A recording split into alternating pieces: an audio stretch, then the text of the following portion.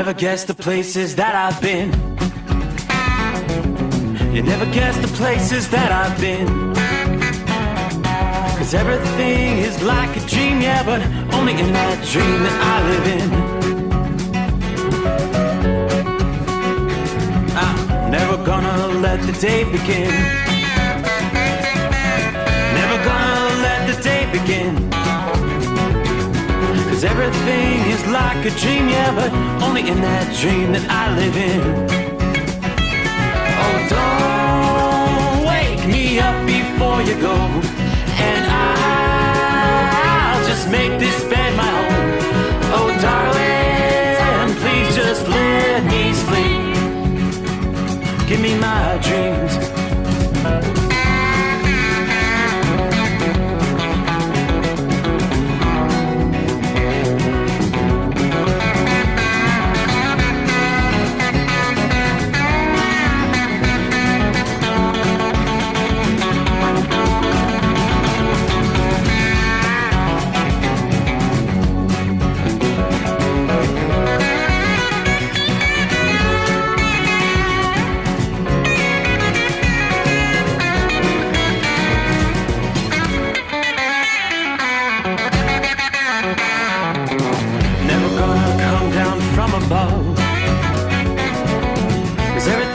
Better from above. Nothing's ever as it seems, yeah, except in that world that I dream of. Never gonna lose the ones I love. Never gonna lose the ones I love. 'Cause everything is like a dream, yeah, but only in that world that I dream of. Oh, don't up before you go, 'cause I can't face this day alone. Oh, darling, please just let me sleep. Give me my dreams. Give me my dreams. Give me my dreams.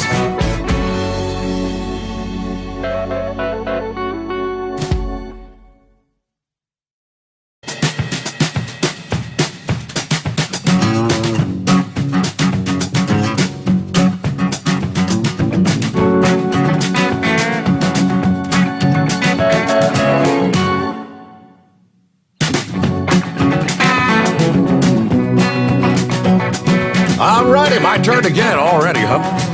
Everybody ready? Are you ready to roll?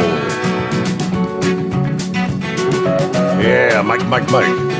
Here comes the hump day. Hey, guess what? St. Patty's Day.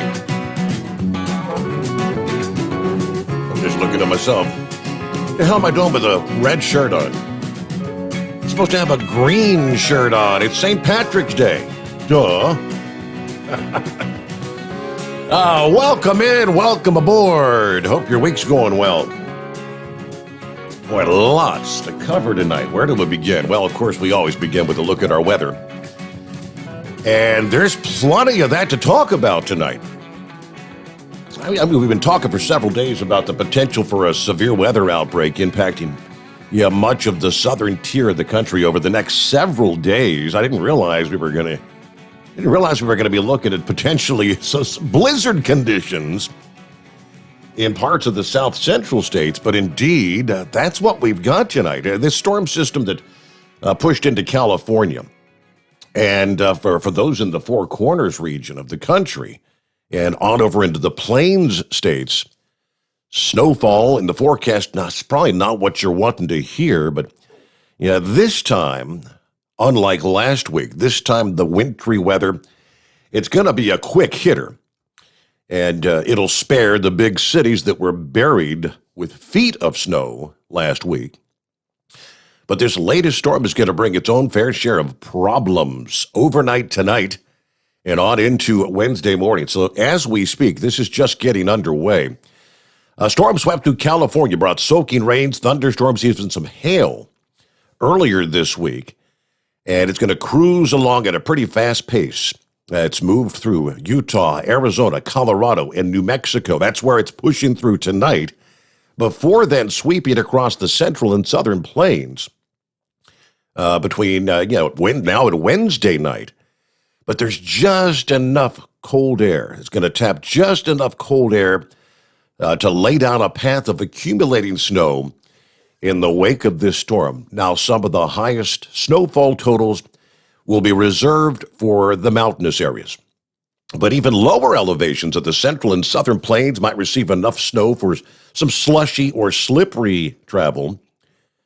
We did see a period of heavy snow sweep through Flagstaff early this past morning, brought a quick 1 to 3 inches of accumulation there. Flagstaff's actually running well above average in terms of snowfall here in the month of March, picking up an inch more than the March average, which is just over 20 inches in the first half of the month, the first 15 days. Now, even higher snowfall totals expected further east, including along I-25 near the New Mexico-Colorado border. Raton Pass in New Mexico could turn particularly troublesome and even dangerous overnight tonight into Wednesday morning as heavy snowfalls and strong winds, and visibility is going to be near zero at times. It's not going to be a good night to be on the interstate. They're telling us 4 to 8 inches could pile up in that area, but the winds blowing up to 60 miles per hour at times. So we're going to be talking extensive blowing and drifting snow. Colorado Springs, Colorado, which received snow on the lower end of the weekend storm. Yeah, relatively speaking, you may pick up a fresh inch or two of snow overnight tonight. So a bit of a slippery start for the Wednesday morning. Denver and Cheyenne, you may escape with no more than a few flurries as the storm is going to be much further to the south versus the storm that buried you last week. Now, the fact that it's a quick mover, that'll allow conditions to improve rapidly from west to east across the four quarter states with the snow and wind diminishing as we head into midweek here. But by this point, windswept snow is going to be whipping through the southern plains, including places such as Amarillo, Texas, Guymon, Oklahoma, Dodge City, Kansas. It may be a difficult drive to work or school Wednesday morning. We will see a swath of 3 to 6 inches along a narrow corridor of the southern plains. AccuWeather forecasts say we could see some 10-inch totals possible throughout the storm's journey from the mountains to the lower elevations. Beyond the southern plains, the amount of cold air still available on the northwestern side of the storm, still somewhat in question as we head into Wednesday night and Thursday. But right now, we can't rule out the potential for a rain changing over to snow and maybe an additional slushy coating to a few inches for portions of northeastern Kansas to northern Missouri and maybe southern Iowa. That's, again, kind of a question right now. But the storm's going to bring another wintry hit to the northeast later this week, just before we head into the official arrival of spring. And this is the storm that's also going to be responsible for unleashing our multi-day severe weather. And they're now talking, they do believe it's going to be a full-fledged tornado outbreak over the next several days. So what I'm looking at on the map right now, it's really southeastern portions of Colorado, southwestern Kansas, much of the Texas-Oklahoma Panhandle region, and the northeastern corner of New Mexico, where we have blizzard warnings in effect. They're in effect in New Mexico. They will be kicking in here in the next couple of hours over into the Texas-Oklahoma Panhandle region. So let's start right there and break it down for you. This, again, it's going to make for some ugly travel tonight. From the Weather Service office in Amarillo, your blizzard warning kicks in at 1 a.m. Central Time this morning. A couple hours, actually about, an hour from now. Blizzard conditions, total accumulations 1 to 4 inches, winds gusting to 60 miles per hour. The Oklahoma Panhandle, the northwestern two-thirds of the Texas Panhandle. Visibilities may drop below a quarter mile with falling and blowing snow. Whiteout conditions are anticipated, making for treacherous travel, potentially life-threatening travel. On to the Weather Service office in Pueblo, Colorado. Also, blizzard warnings in effect until the noon hour Mountain Time Wednesday. Total accumulations 2 to 4 inches. Winds again up to 60 miles per hour. Plan on slippery road conditions, patchy blowing snow, significantly reduced visibility. And this is going to impact the morning commute. Very strong winds could cause extensive tree damage. Travel should be restricted to emergencies only. If you must travel, have your winter survival kit. If you get stranded, stay with your vehicle. Let's head on over to the Weather Service office in Albuquerque. Again, we mentioned northeastern portions of New Mexico. A powerful storm is going to bring moderate to heavy snow to northeast New Mexico. As it crosses the southern Rockies tonight, expect snow amounts approaching a foot between Raton Pass and Copulin, 2 to 6 inches across Union County. The combination of snow and northerly winds ranging 50 to 60 miles per hour will create blizzard conditions or near blizzard conditions. Meanwhile, lighter snow accumulations expected over east central New Mexico. But those strong, gusty winds will make travel difficult for some. Travel's going to be discouraged for northern Colfax and Union counties.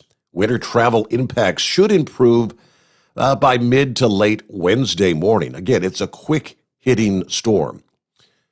So they've got the blizzard warnings until the noon hour. One more stop. Dodge City, Kansas would be the Weather Service office here. Blizzard warning in effect starting at 1 a.m. until 7 p.m. Central Time Wednesday. Total accumulation 3 to 4 inches. Winds as high as 60 miles per hour for portions of southwestern Kansas. Areas of blowing and blowing snow, significantly reduced visibility. Again, that's going to impact your morning commute there in that region of the country.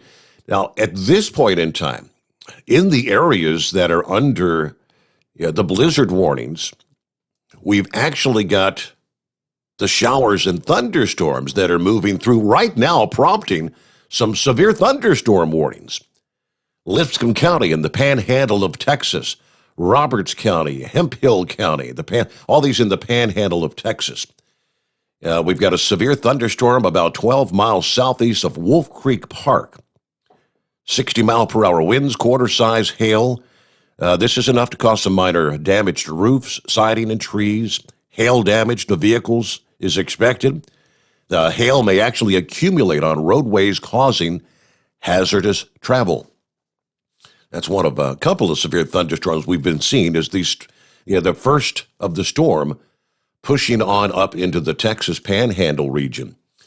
So as I look at the radar, it's snow right now. Right now from Santa Fe, New Mexico, the snow's moving up into north central and northeastern New Mexico and southeastern Colorado. The rains, this line of showers and thunderstorms, northern portions, north central and northeastern portions of the Texas Panhandle, and now moving up into the northwestern portions of Oklahoma. That line is prompting again some of those severe thunderstorm warnings at this hour. So, we've got an action-packed start to the night here. If I look out at the broader picture, there are winter storm warnings and winter weather advisories much further east of where our blizzard conditions are anticipated as we head on into the day Wednesday. We've got high wind warnings and wind advisories pretty much for the entire eastern half of New Mexico, much of western Texas, on up into the western, half of Oklahoma. There's another batch of thunderstorms there over western Oklahoma that's also right now prompting some severe thunderstorm warnings. I'm trying to zoom in on that, see what we're seeing as far as that is concerned from the Weather Service office in Norman, Oklahoma. Tennis ball size hail, according to the report here. Severe thunderstorm warning for Washita and Kiowa counties. Storm about 4 miles northeast of Hobart, moving easterly at 25 miles per hour. But again, tennis ball size hail, 60-mile-per-hour wind gusts.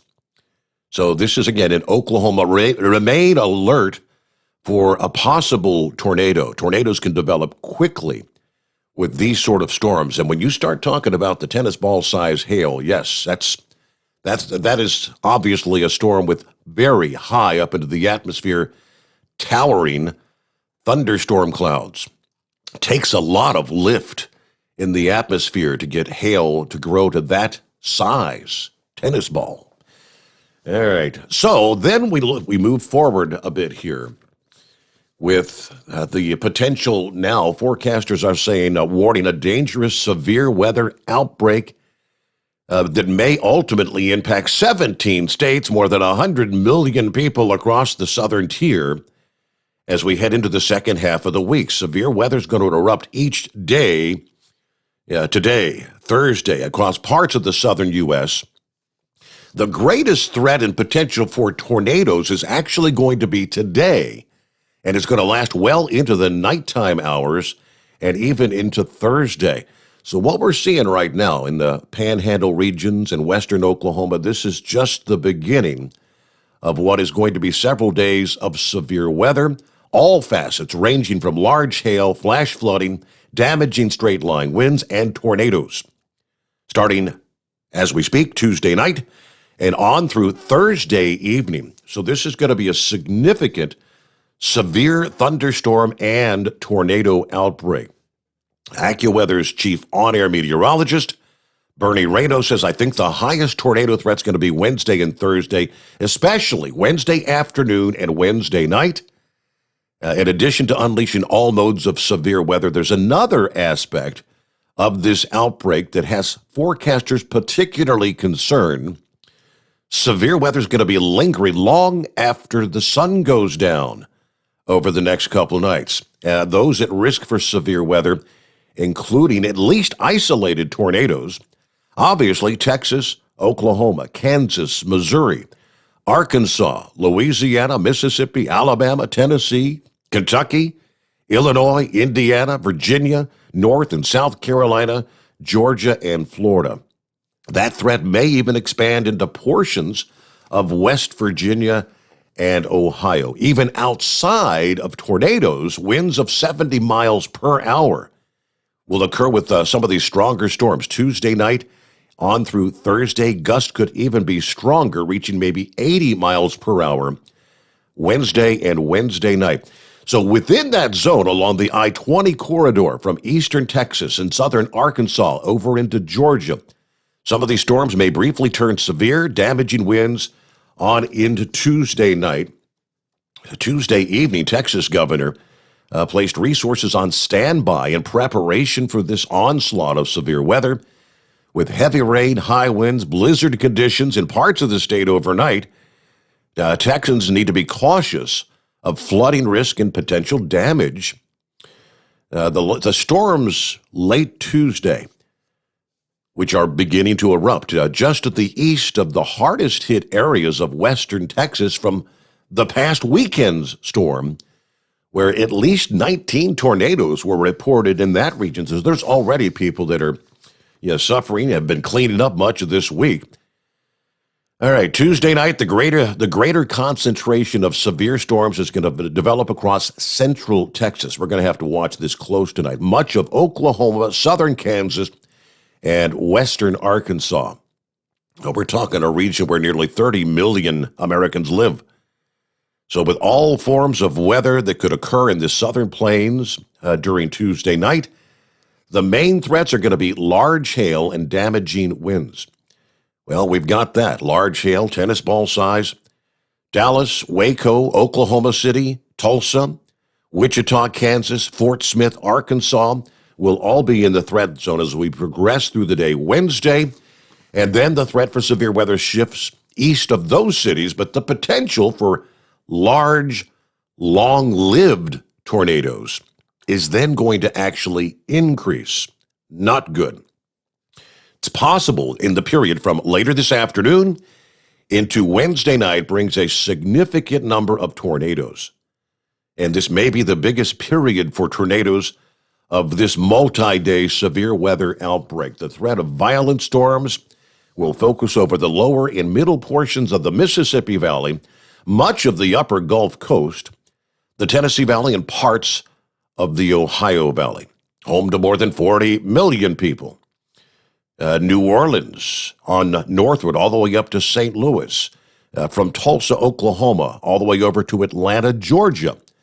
All going to be at risk during part of this storm period from today, Wednesday, into Wednesday night. So indeed, it is a fast-moving storm, and that's also a contributing factor to why you're going to have the different wind directions at varying levels in the atmosphere, and that gives you the spin-up for the development of tornadoes. Now, well further off to the east of the main storm, which is going to sweep through today, we've already got some showers. Yeah, a lot of rain in South Carolina tonight.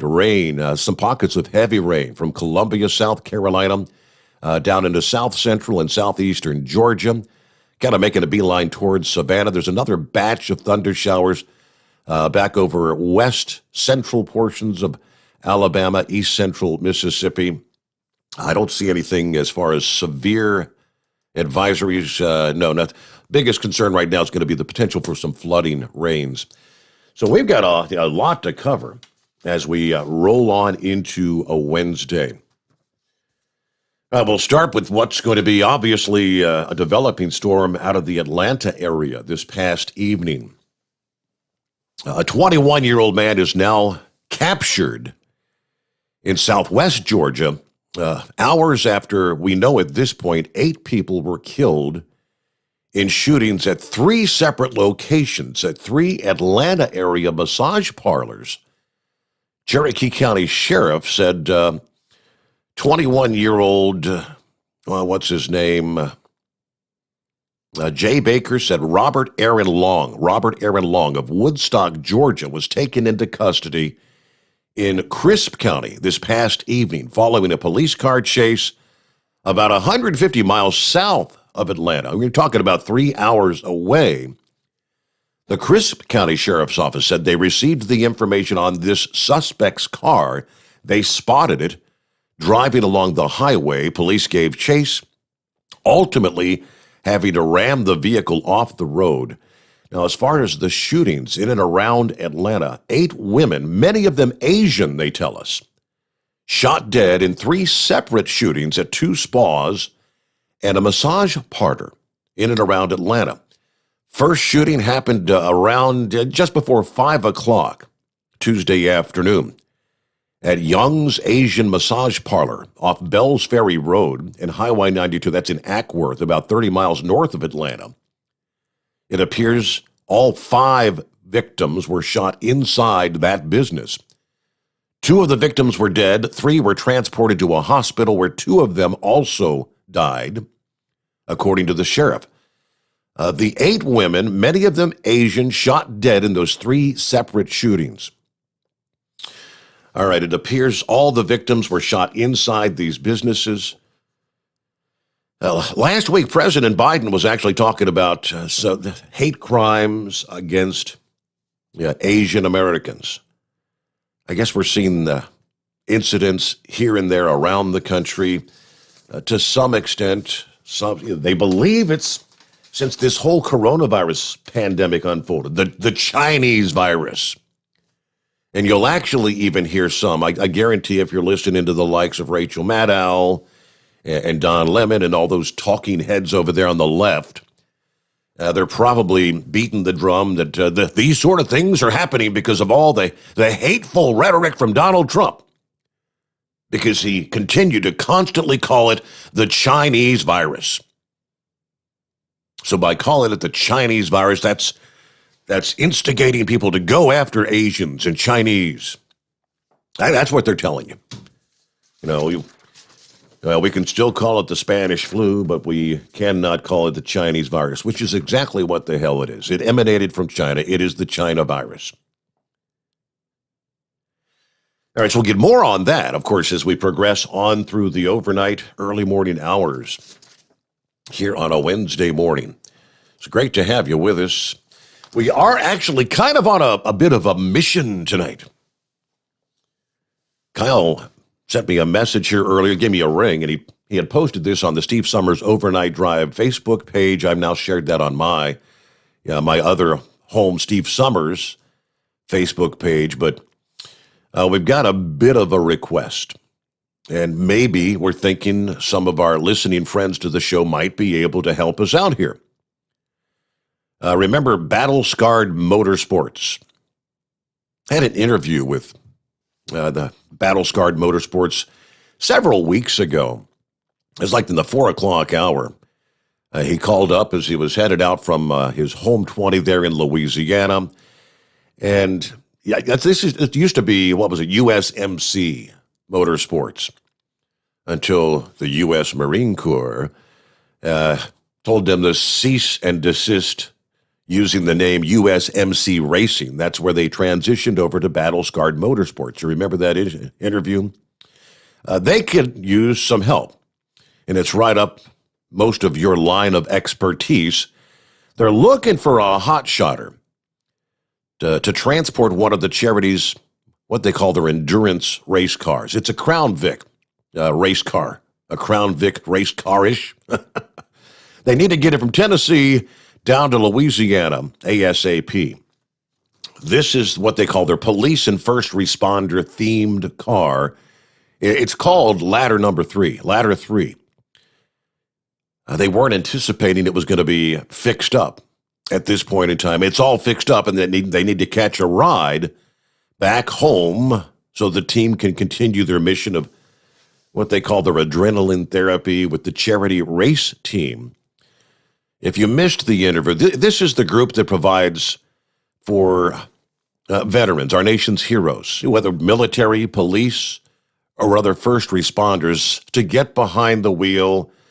And it's kind of an adrenaline rush kind of thing, and find a way to heal. Hotshot Secret has been a sponsor, honored to sponsor that group. And it was the founder of that group, Brian Schecht, that called into the program here several weeks ago.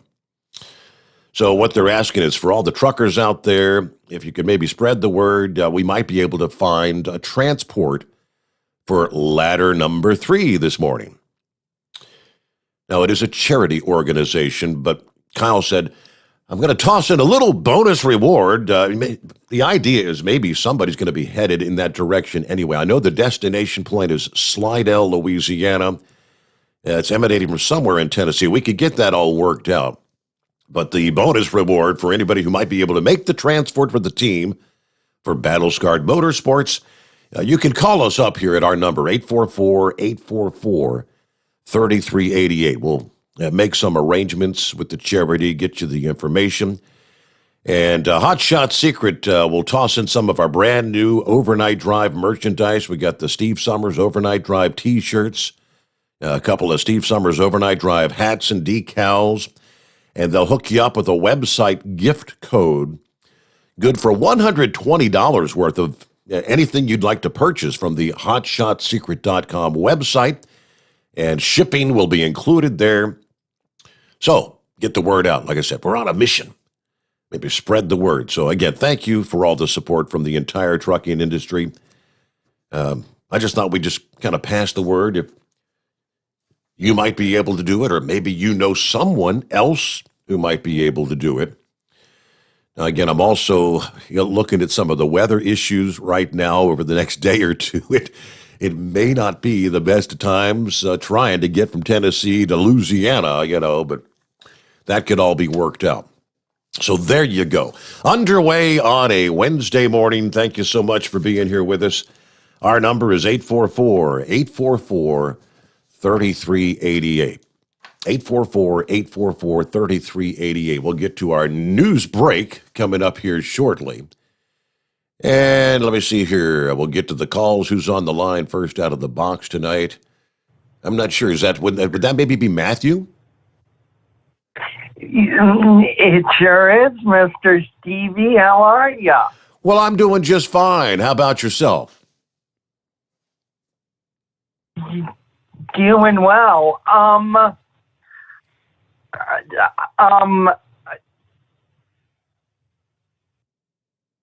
man. Oh, I know what I wanted to ask. Are there any of your friends that live in Mississippi or Alabama or any of those states that are expecting those hail and all that all that. Happy. Yeah, yeah. We know people, a lot of people around the country. Of course, got most of the wife's family is down in Northwest Georgia. They're going to kind of be in that zone here over the next couple of days. So, yeah, and of course, a lot of our listening friends we know from down in Alabama, Mississippi. And of course, they call in from all over the country. Yes, sir.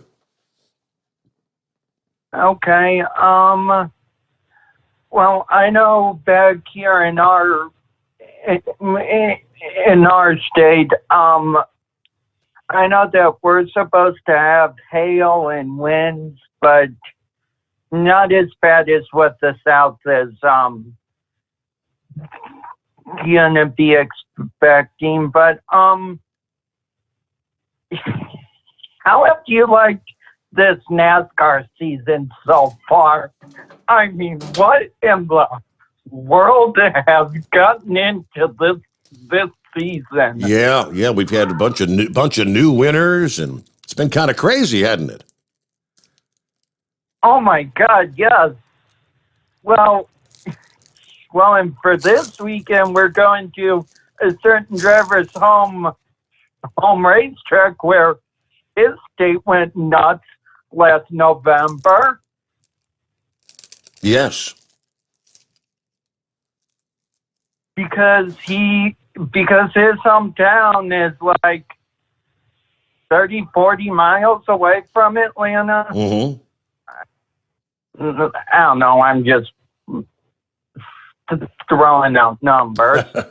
But anyway,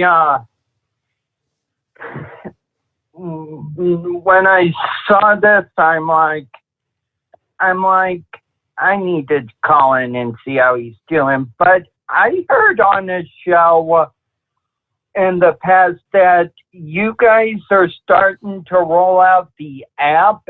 And when is that expected to be released? Okay, the Android app is available right now. If you have an Android or an iPhone. I have an iPhone. Okay, the iPhone app. We submitted them both at the same time, the Android app and the iPhone app. The Android app's been up and running for several weeks now. We're still just kind of waiting patiently any day now. It'll get the approval from, I guess, the Apple folks, the Apple iStore, and we'll definitely be letting you know when that becomes available. But, yeah, patiently waiting.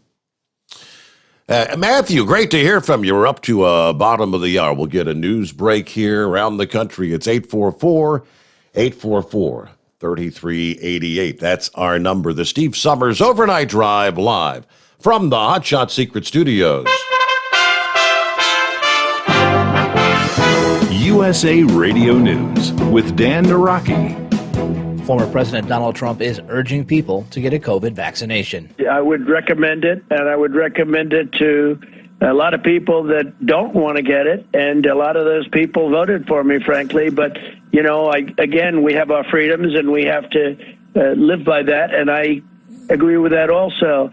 But it's a great vaccine, it's a safe vaccine, and it's something that works. Trump making those comments Tuesday night to Fox News. The former president's recommendation coming as Indiana and Ohio have become the latest states to announce they will open up their vaccine eligibilities. Indiana widened their eligibility to all residents 45 and older effective immediately. Ohio will begin vaccinating all residents 40 and older on Friday, with shots being open to all residents 16 and older on March 29th. This is USA Radio News.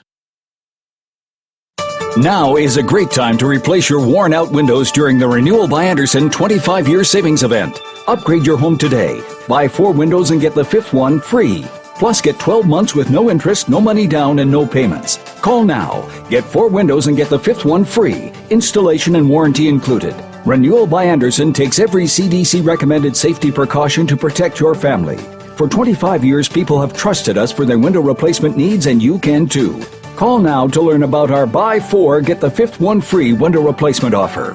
800-603-8489. 800-603-8489. 800-603-8489. That's 800-603-8489. Interest accrues from date of purchase, but is waived if paid in full within 12 months. Other conditions apply. We've adjusted our operations to serve you safely following all CDC guidelines. Visit renewalbyanderson.com for details. The Overnight Drive with Steve Sommers. Live from the Hot Shot Secret Studios. Call Steve now. 844-844-3388. That's 844-844-3388.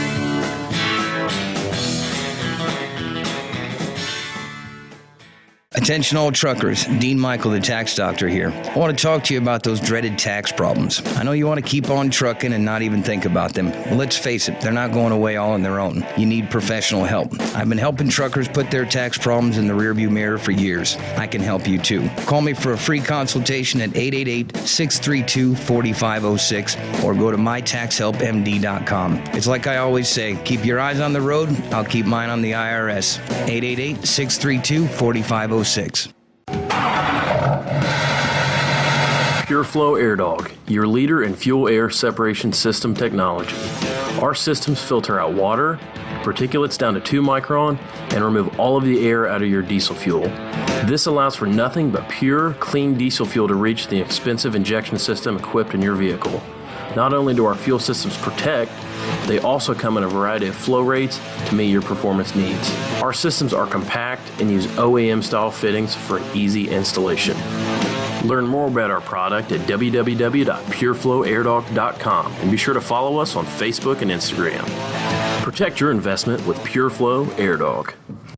Drivers, you demand that your equipment's reliable and dependable, and that also applies to your headset for communication. Well, our friends at Stellar Electronic have you covered. The Pluto Duo headset bundle is the best communication headset you can find in the industry.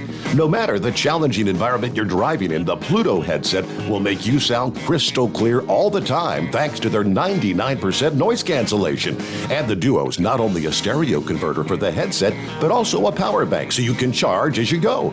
Learn more at StellarElectronic.com or visit them on Facebook.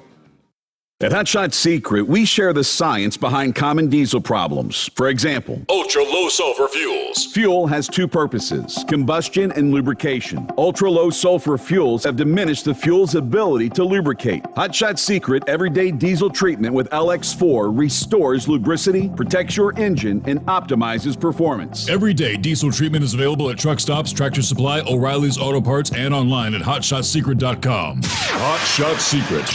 Powered by science. And now, back to the Steve Sommers Overnight Drive, live from the Hot Shot Secret Studios.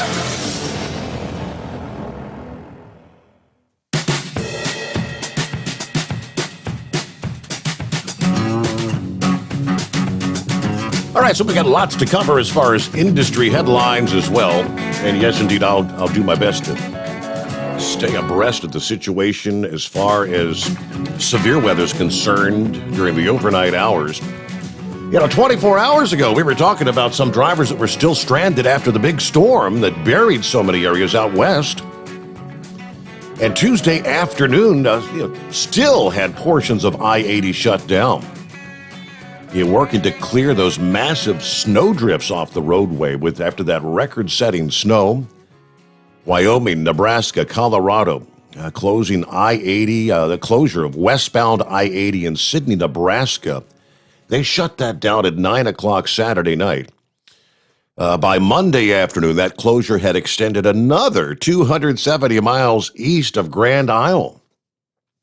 Now, Monday evening, westbound I-80 opened through the I-80 split with Interstate 76. However, as of Tuesday afternoon, westbound I-80 travel into Wyoming was still closed as they were removing those 3- and 4-foot snow drifts that were still covering the interstate. These drifts are heavy and hard to move, and we continue to be impacted by blowing snow, according to the Wyoming Department of Transportation.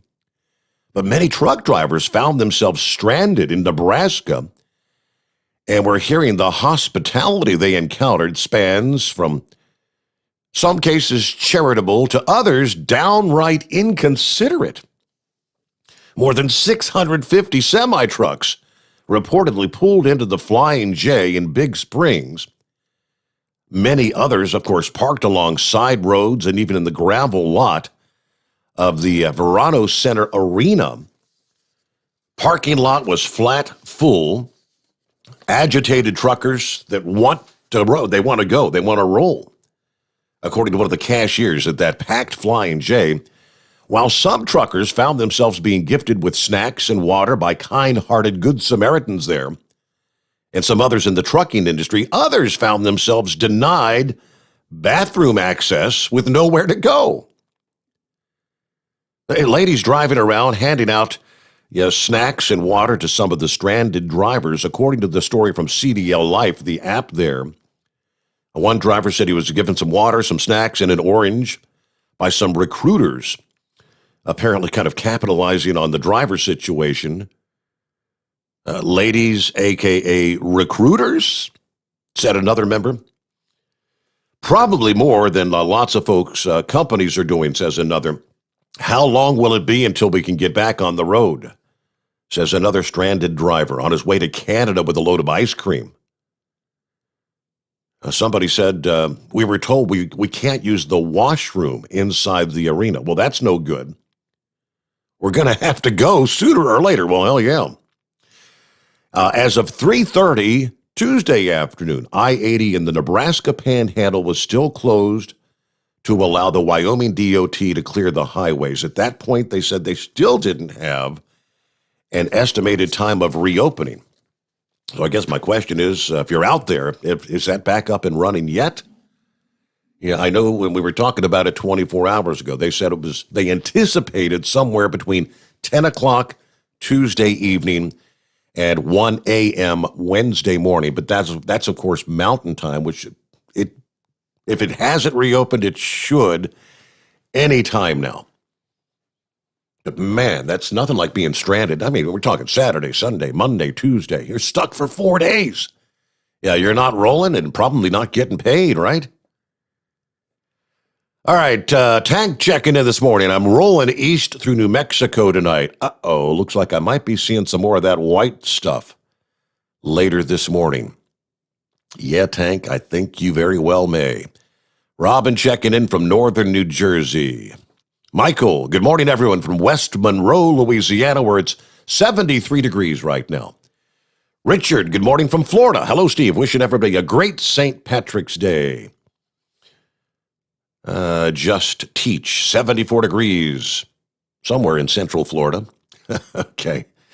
Replying to Ron, Mike says 42 in Cincinnati right now. Yeah, it's a little chilly outside the Hot Shot Secret Studios. Good morning to Mike from Beaver Creek, Ohio. Dale checking in from Jacksonville, Florida, 71 degrees, clear this morning. Going for a high, record about 85 today, once again. Yeah, good morning, Pappy. Mike. Yeah, what day is it? Well, it's St. Patrick's Day, right? That's what it is, St. Patty's Day. Isn't that correct? Yeah, absolutely. So do you want to do the hey, Mike, or what are we doing? Well, it wouldn't be hump day. Or did Pappy do it already? No. Hey, we anticipate hearing from you. All right. Well, anyways, hey, Mike, what day is it? All right. What day is it? Happy hump day. Yeah. So imagine if that guy with a load of ice cream had a load of green beer. What would his load be worth by the time he could get rolling again? I guess you just put it on the shelf till next St. Patrick's Day. Yeah. I know a guy there who's been quite a while there. It's probably been 20, 25 years. He was hauling Christmas trees, and he got in one of them snow squalls there, and they had everything shut down, and it was like the 21st of December, and they got caught in that, and they shut him down, and they were holding him in the truck stop, and they didn't let him out until like the 24th of December. You go 15 miles down the road, they didn't have any snow at all. They were holding him up. You know, he had a load of Christmas trees on, didn't ever leave there until the 24th. Wow. Imagine what that load was worth. Yeah. Free Christmas trees on Christmas morning. Yeah. I don't know too many people that go out for a Christmas tree Christmas morning, but I don't know. But anyways there, hey, I sent you an email there. My wife had me watch a movie over the weekend there called The River and the Wall. Yes. and it's about the division there of the United States and Mexico there on the Texas border. I guess there was like these half dozen people that traveled. I guess that was the Rio Grande River that runs there from El Paso on out to the Gulf of Mexico. Right. And they made that journey there on foot and by bicycle and horseback and canoe and all kinds of stuff. And they were kind of showing the terrain and, the economic circumstances and how a wall would affect, wildlife and, all sorts of life, and how life on both sides of the Rio Grande depends on both sides, and what the wall would do if there was one put up, and actually what a wall would do in some parts of the actual natural beauty of the area down there. And I don't know, there's a lot of natural barrier, but there's also a lot of places that it's pretty easy to traverse back and forth from one side to the other.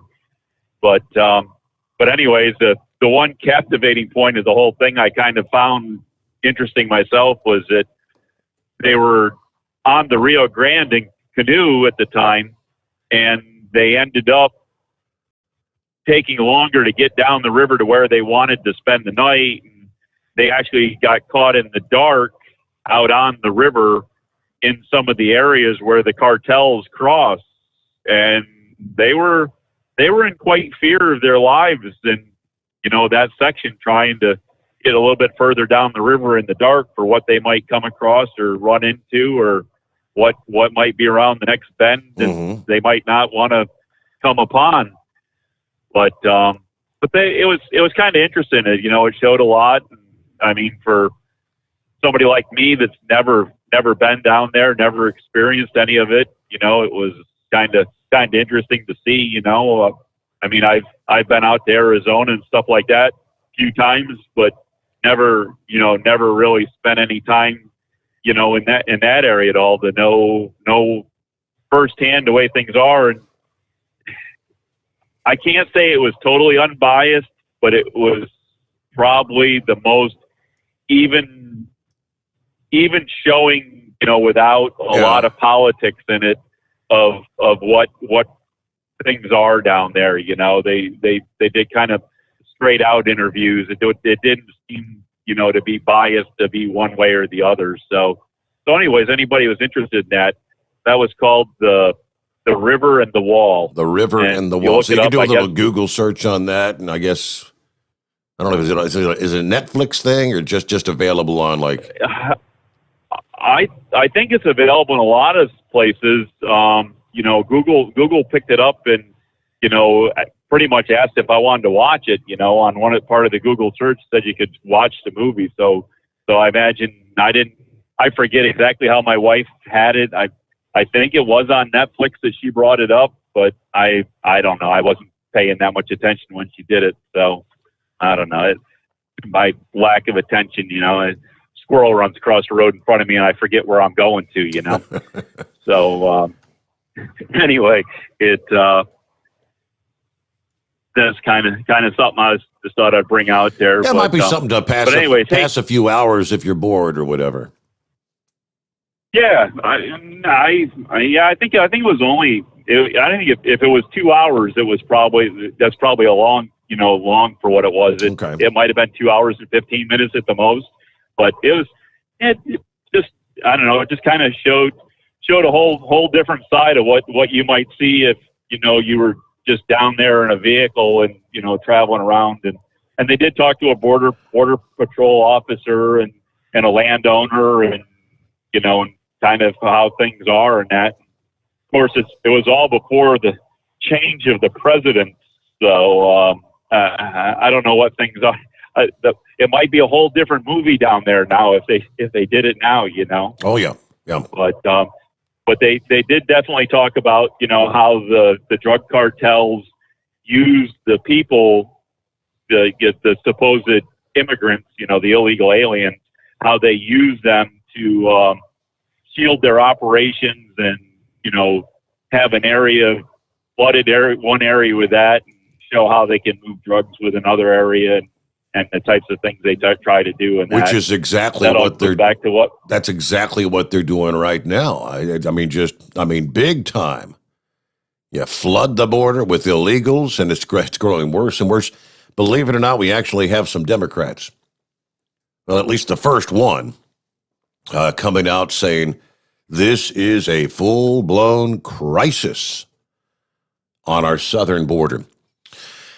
I'm going to jump ahead here. We got a one-day deal. It is St. Patrick's Day, and it's a one-day special from our friends at Hot Shot Secret. The luck of the Irish is with you.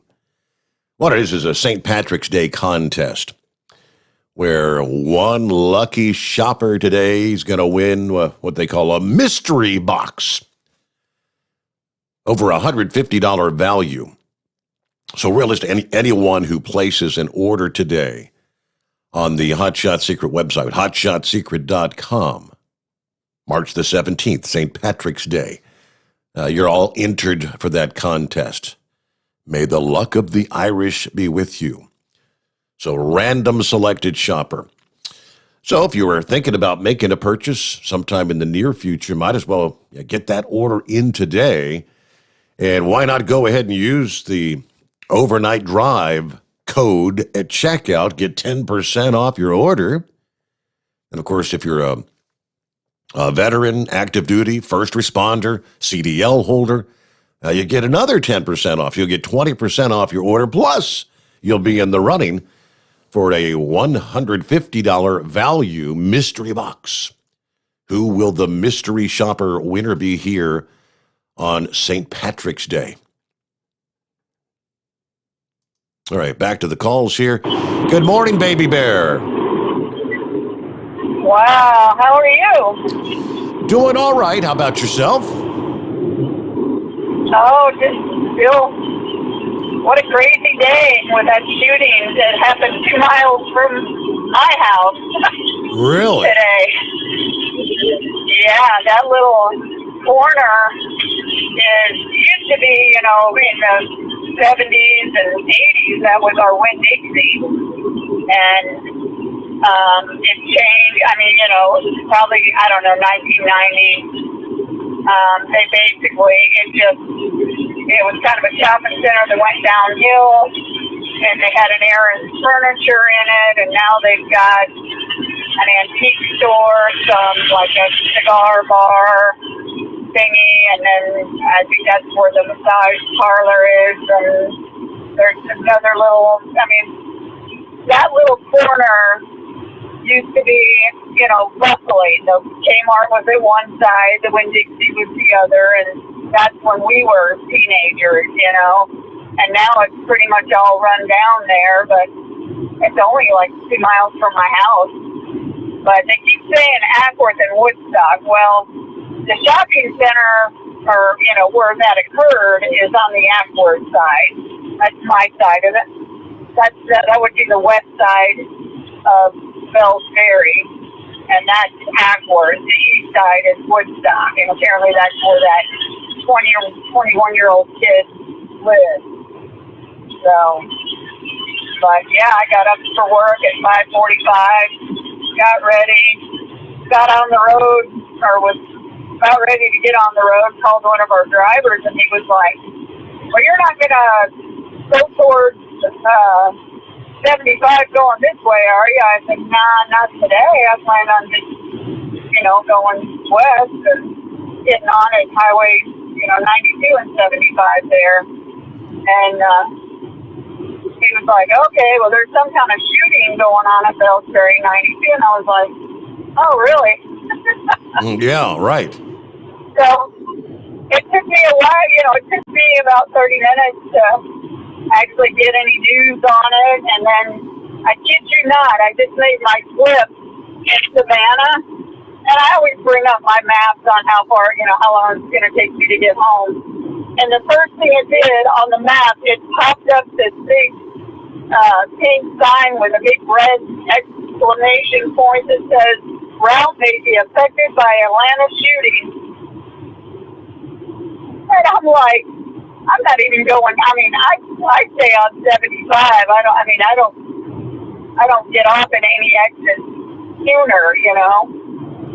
So I don't even go by that intersection unless I go in through, you know, up 575. But I was just like, wow, that's crazy. And then, you know, I listened to WSB tonight, 7:50 a.m. and they were saying most likely the shooting in Atlanta is connected. They don't know for sure yet, but they saw his car in some security footage, you know, in the area of the Atlanta shooting also. Wow.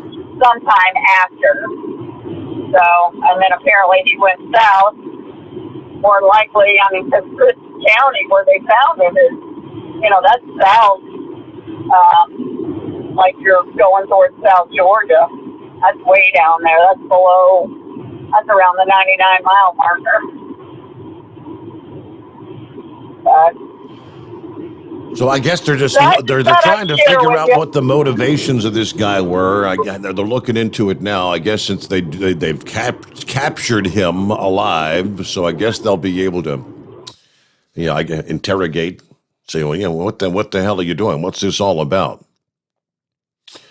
Robert Aaron Long. All right, from what I understand, this is the sheriff saying, from what I understand, they were comparing the images of the suspect in his vehicle and the tag information and all that with what they had. This Crisp County is, again, like 3 hours away outside of Atlanta.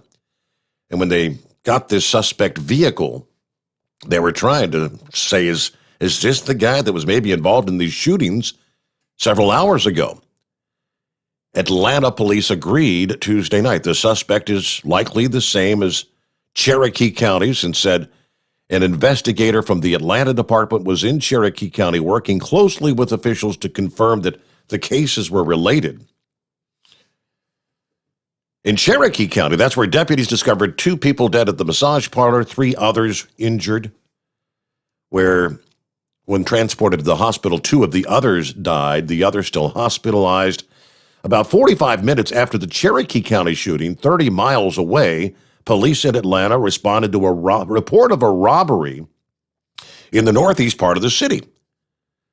Officials discovered 3 women dead from apparent gunshot wounds there, and while they were on the scene, received a call of shots fired across the street, where another woman was found dead inside of that business. Atlanta police described one location as a spa, the other was an aromatherapy spa. After the Cherokee County shooting, the sheriff's office released photos of a suspect and asked anyone with information to call 911. Of course, then it was later on in the evening. Said Long was arrested in Crisp County after they had to use the pit maneuver during a chase. They say Long lives in an unincorporated part of Cherokee County. The genders and races of the victims in the shooting were not immediately released, but I believe they're saying most of them are Asian. The women killed in the Atlanta area, Asian. So yes, the motivation for this is still under investigation, but yeah, crazy, crazy times, crazy world we live in this day and age. All right, we'll get back to your calls here coming up. I want to jump on board. It's 844-844-3388. A Wyoming trooper says the actions of a motorist caused major problems for snowplow drivers and truck drivers and is responsible for triggering long delays near Laramie, Wyoming over the weekend. The Wyoming trooper actually called into the Wake Up Wyoming radio program on KGAB to kind of vent on how a thoughtless driver caused major delays during this winter storm that crippled much of the state over the weekend. He explained how the decision of a Californian in a damn Mini Cooper ended up essentially landlocking snowplows, delaying the reopening of I-80 and costing truckers thousands of dollars in lost revenue Well, they sat there for hours. He kind of described the situation in his call. Says, I was working the storm yesterday here in the Laramie area, particularly around the interstate. We had a guy from California, had a little Mini Cooper. And he gets out on the interstate and he gets stuck between the exit ramps, between the 313 and 316. And he caused, because he went out there in that little car, he caused a number of semi-trucks who were also doing the same thing as what he said he was doing, which was simply going out to see if the road was open yet. So what happened is a plow truck was also stuck in the midst. So he landlocked that vehicle. We had to eventually take wreckers down there, go the wrong way on the interstate to just try and get these people out. And at the same time, because there was only one way to get out of Laramie to Cheyenne going east, that's on I-80. It landlocked the rest of our snow plows that were trying to go between and sand piles in Laramie and go on up the summit to do their thing. So in essence, what happened because of one individual was we literally landlocked our entire fleet of plow trucks. They were trying to keep up with the road closures of this one individual's choice, costing thousands of dollars to the semi-trucks and even the owner to get towed out, because many of the trucks ended up having to be towed. Yes, it took us about 4 hours just to get this problem freed up that this guy in the Mini Cooper started. When they tell you to stay home in the bad weather, the idea is stay home. Let the plow drivers get out there and do their thing. We're talking about at a time when the snow was coming down 2 to 3 inches per hour. I guess this guy in the Mini Cooper from California gets a Dumbass of the Week nominee. I guess he wanted to get back to California, right? With that, we'll close out hour number 1 here on a Wednesday morning. And real quick, before we get our news update, looks like the weather conditions are, this storm is rapidly developing. We're seeing much more strong storm activity, more storms dropping significant hail. Northeastern portions of the Texas Panhandle up through eastern portions of the Oklahoma Panhandle. Storms now pushing up into the southern edge of Dodge City. The strongest of these storms now are in northwestern Oklahoma. There's an area of thunderstorms kind of headed toward Oklahoma City, kind of between Lawton and Eden, Oklahoma. That particular cell has already spawned a tornado warning over the past hour. So they've got some special weather statements, a lot of severe thunderstorm warnings, so not the best of nights for travel, especially in western Oklahoma. And this is just the beginning of what's going to be a very long day for many in that part of the country, revolving around severe weather. More to come after this. Our number 844-844-3388. The Steve Sommers Overnight Drive, live from the Hot Shot Secret Studios. USA Radio News with Dan Naraki. Former President Donald Trump is urging people to get a COVID vaccination. I would recommend it, and I would recommend it to a lot of people that don't want to get it, and a lot of those people voted for me, frankly. But, again, we have our freedoms, and we have to live by that, and I agree with that also.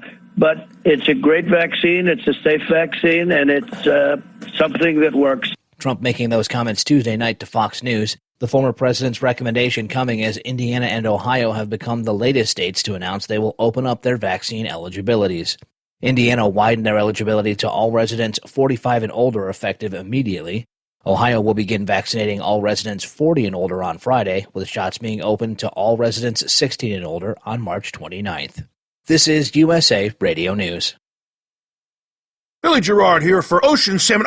The new year is on its way and you're making those resolutions. One of yours this year to eat better. And you know what? Salmon should be a part of that. And the best salmon is available delivered to you from our friends at oceansalmon.com. Chilean, farm-raised, sustainably raised in the cold Chilean waters. You know, it's one thing to make a commitment to eat better. The next step in that is knowing where your salmon comes from. The very best salmon comes from Chile, and that is oceansalmon.com. Go right now, oceansalmon.com. Use promo code ROCKSTAR15. You will get an additional pound of salmon, 15% off, and free shipping. Ocean Salmon, OSHENSALMON, oceansalmon.com. Promo code ROCKSTAR15. Free shipping, an additional pound, oh my goodness, and 15% off. Oceansalmon.com, OSHEN salmon.com. That's oceansalmon.com. Promo code ROCKSTAR15. Hurry, supplies are limited. A report from the Office of the Director of National Intelligence says that Russia and Iran attempted to influence the result of November's presidential election. The report says that Russian elements attempted to spread narratives to hurt Joe Biden's candidacy, while Iran tried to do the same to President Trump. Senator Ted Cruz says he's not surprised that Iran was working against Trump. The Texas Republican tells Newsmax TV that they would want to defeat the candidate that put so much pressure on them. If you look at during the Obama-Biden presidency, the worst foreign policy mistake of the entire 8 years of that presidency was the catastrophic Obama-Iran nuclear deal that put over $100 billion in the hands of the Ayatollah. The most significant foreign policy decision President Trump made was to pull out of that disastrous deal. So, of course, the Ayatollah wants the administration that is going to give him billions of dollars versus the administration that stood up and employed maximum pressure to cut off the cash. This is USA Radio News. Now you can fly anywhere in the world and pay discount prices on your airline tickets. Book a flight today to London, Paris, Madrid, or anywhere else you want to go. And pay a lot less guaranteed. Call the International Travel Department right now at Low Cost Airlines. 800-215-5141.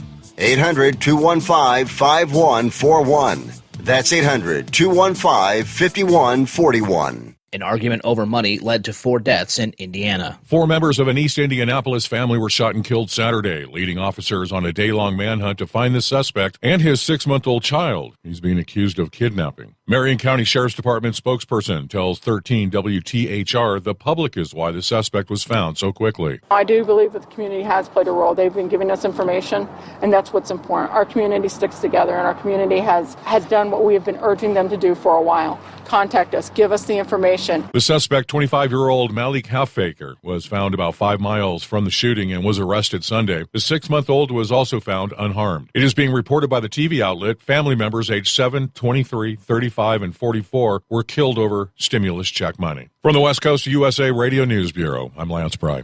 And an archaeological dig in the desert south of Jerusalem has uncovered new Dead Sea Scroll fragments. The Israeli Antiquities Authority tells us the fragments were hidden in the cave by Israeli freedom fighters in the revolt against Rome 1,900 years ago. Brian Trager of USA Radio Network in Israel tells us there are 2 reasons to call this a remarkable discovery. It's really remarkable because we have further verification now that the Bible, in fact, is true not only on the basis of its internal integrity, but on the basis of archaeological discoveries. From the USA Radio News Texas Bureau, I'm John Clemens. And for USA Radio News, I'm Dan Daraki. At Hot Shot Secret, we share the science behind common diesel problems and their solutions. For example, ultra-low sulfur fuels. The primary function of diesel fuel is combustibility. One of the little-known aspects of fuel is its role as a lubricant to metal-on-metal moving parts. The introduction of ultra-low sulfur fuels diminishes the fuel's ability to lubricate because sulfur, which has been mostly removed, has lubricating properties. Hot Shot Secret Everyday Diesel Treatment with LX4 delivers unmatched lubricity. Third-party testing confirms that it takes 3 times the amount of leading fuel treatment to match the lubrication benefit of 1 dose of Hot Shot Secret.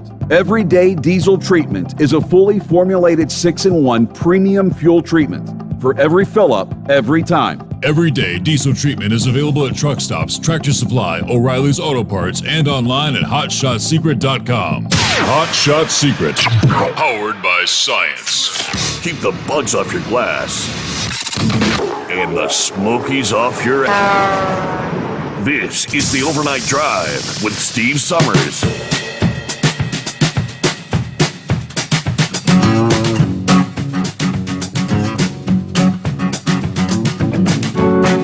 All right, let's jump right back into it here. Hour number 2.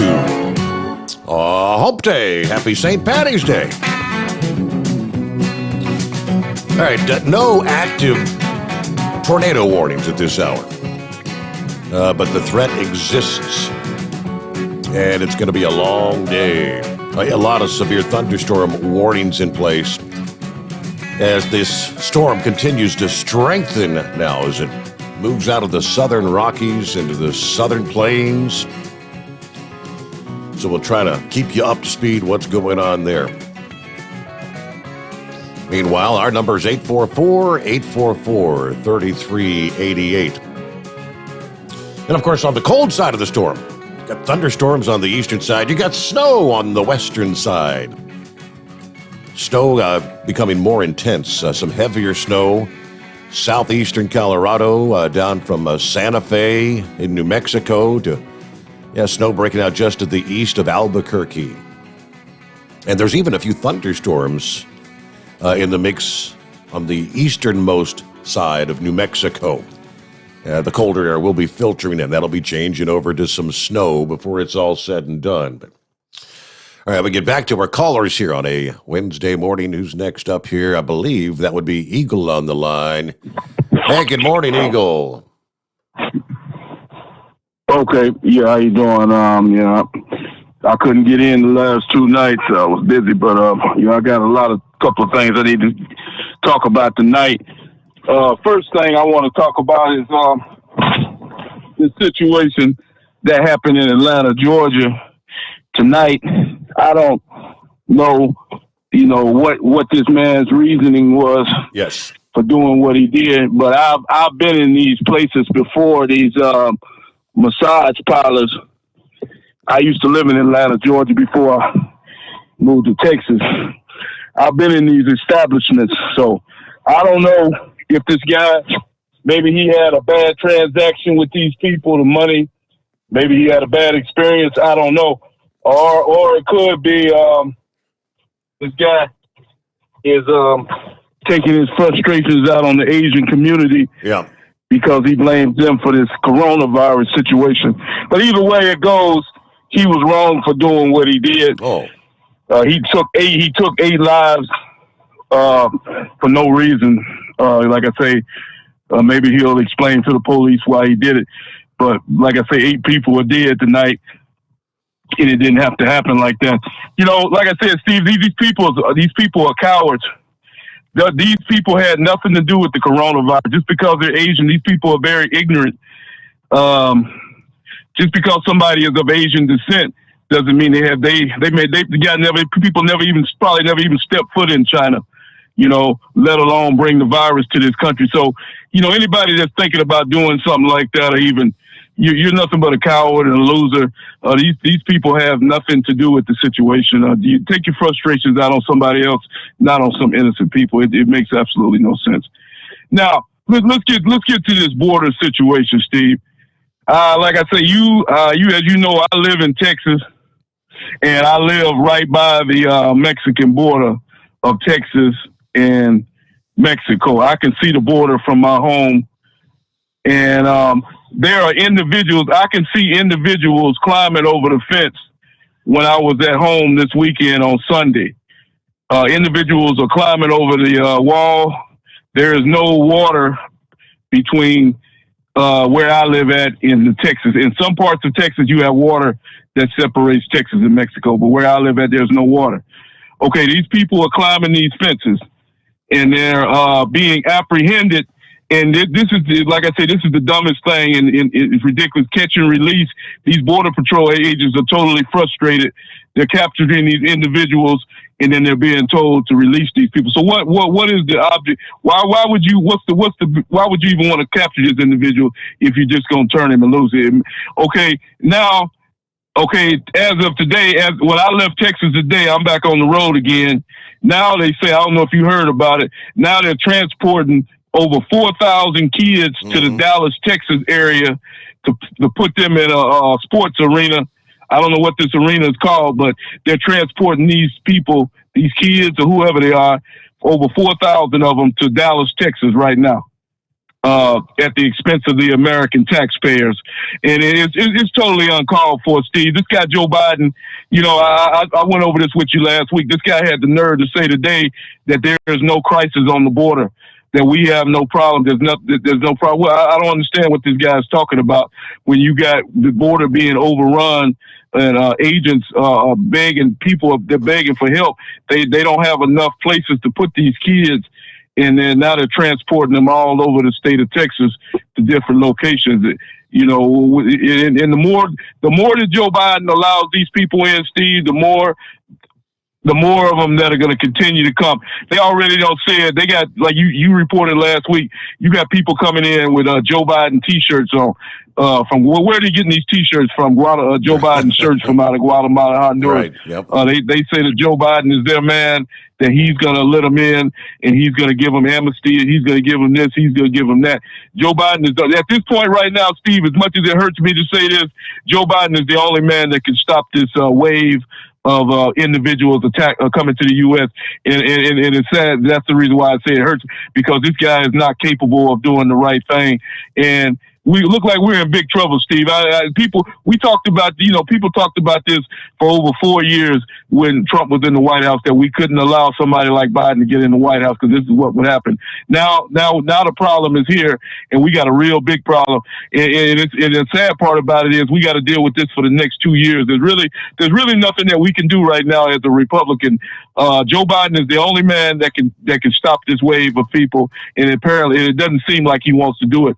So all I can tell people at this point is you better make sure that you go out and vote in 2 years for your senator or congressman to get the Republicans back in the minority, so Joe Biden cannot have complete control over this government for 4 years, because there's no telling what the United States will look like in 4 years, Steve. If he continues this wave of individuals coming in, the United States, as we know it, will be finished, and it's a shame it had to end that way. And I thank you for taking my call tonight, Steve. All right, Eagle. Yeah, good to hear from you. Thanks for checking in. Wonder where you've been the last couple of nights. Yeah, so here we are, midweek coming on. It's 844-3388. All right, who's next up here? What I'm reading here says, How You Soul, calling about the rush. Okay, who might we have on the line? Oh, Steve, you know who it is, my brother. So, inbred redneck translates to how you soul. No, after it got me down as Ian Brad Resnick, I've just been playing with it, buddy. But, daggone Eagle. Now, he brought up some good points, buddy, but I hate to break it to him, but I sent those Biden T-shirts down there to Old Mexico, buddy. Oh, did you? And, yeah, it's a little bit of advertising. I like to call it negative advertising for your political adversaries. You know what I'm saying? I got you. Put the T-shirts on the bad guys, right? But, I have a solution to this problem, Steve. I live out there in the middle of the country nowhere. Plenty of room, buddy, 110 acres, and what I'm proposing now, I'm gonna give the president a call this week. All the unaccompanied minors now, Steve. If they bring the males up there, I can put them to work, buddy. I'm not gonna pay them very much. About a quarter an hour or something like that. But say you got one, say it's a female. pretty hot. I like to have me some of that Latino heat. Bring all them you want up there. You know what I'm saying, buddy? We'll put them in the hot tub. Eagle is missing a golden opportunity. Uh-oh. I'd be recording that stuff, putting it on the internet, showing people what's really going on. I mean, that's just my thoughts about it, buddy. Other people's opinions may vary. I've had a bit of a problem here in the truck. Remember the other night you was talking about them mossy balls, buddy? Yes, I do. Yes. Well, I tell you what. I had 2 mossy balls in my fish bowl there with my daggone goldfish there. I like to call him Gulio, you know what I'm saying, because he's golden. But, daggone, them things have multiplied. Now there's 4 of them, and I've got clams in that fish bowl, buddy. I don't know what's going on, but if this keeps on going on, I'm going to open up a seafood restaurant here. Oh, boy. I figure if those mossy balls can reproduce like that, they're bound to do something to that goldfish. You know what I'm saying? It's just nature, buddy. And that poor old Gulio there, I'm telling you, buddy, he seems to be getting crowded. And I'm worried. I'm going to have to ship him back home or something. I hate to break it to you, Redneck, but those are not clams in your fishy bowl there.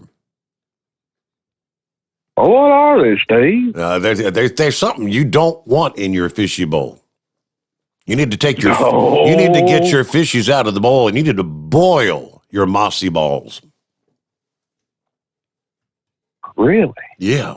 What do you do? Eat them after that, buddy? No, you put them in a plastic bag and you dispose of them properly. Oh. Well, how do you do that, buddy? You put them in a garbage can or what? Well, as long as you boiled them, or maybe you could put them in the freezer and freeze them overnight. Hey, I do have a microwave in here, buddy. I don't know if that'd be a safe way of disposing of them or not. We could try, buddy. Some nuclear radiation on them. I mean, dang on. But it's getting crazy, buddy. I tell you what. I got to looking the other day, Steve, and I got enough money to retire, but I still don't want to retire. Does that make me retarded or what, Steve? Maybe a little mentally deficient. That's. Oh, Lord. Yeah, I got to thinking, Steve, I've spent my whole life in this truck. What am I going to do once I get home? I got the little redneck girls there at the house and whatnot and stuff. I got a few little things, but after a day or two, I'll get to itching again, and I got to go somewhere, buddy. Well, my understanding is most truck drivers, when they decide to get off the road, you buy yourself a big RV, and you just get back out there on the road like you've done for all those years, and you just tool all around the country and have a good time. Oh, I'd be worried about that, Steve. You get them RVs, you got to drive slow. Do they have governors on them or what, buddy? What's the deal? How come they only do 50 miles an hour going down the road? Yeah, I think our vision is gone, and also the reaction time. But you know what? The other day, you was talking about that deal there last night about that guy shooting up in people in Tennessee, buddy, or shooting in a truck. And then he went and hid in the Love's truck stop in the McDonald's cooler or something like that. Got in the freezer there, yeah. Well, I went right past that and didn't even know what was going on. I was like, oh, Lord, here comes the cops. They're flying up through here. Oh, Lord. And, Monterey is a tiny little place. Ain't nothing going on there. Yeah. kind of scary even to see a cop out that far. Yeah. Well, they had that was one bad dude they were chasing down there, Redneck. Be glad you didn't run into him. Oh, yeah, that's for sure. Yeah, I was listening to that. He's wanted in Knox County, Roane County, and we're Nashville, somewhere else too. And daggone, he was statewide. I'm just glad he didn't come up to Kentucky. I would have had to take care of it. You know what I'm saying, buddy? Yeah. But these weird things are going on, buddy. I'm worried about them. You know, spring is coming. Big snowstorms, tornadoes, SpaceX going in the sky, people thinking it's aliens. So I've been staying up at night. I'm worried, Steve. I think it's about time for the aliens to come down and get us, buddy. The lizard men. Remember the V? Yeah, I do. Yes. Oh, thank God. Finally, somebody remembers it, buddy. Oh, I don't know what it is. Maybe I'm running around with too many young people, you know. But yeah, daggone, I'm gonna get me some of them sunglasses. I am worried about this stuff, and I'm wondering if there's any truck drivers out there that have any laser guns they would lend to me. It seems to be the only thing to kill a lizard man, from what I can tell from science fiction movies, you know. Yeah. So science fiction becoming reality. Yes. We're actually going to be, I think we tested military was testing a very powerful new laser just this past week or so. Well, inbred redneck, thank you much. Yeah, I saw my neighbor Dave. He posted, I must have missed something. What the hell are they talking about? What in the world are mossy balls? Well, Dave, I actually mentioned you when I shared that story a little over a week ago, because I'm not sure if you still have your aquarium thing up and running. But yeah, these moss balls. Actually, a story just from yesterday that it's still kind of a active scenario.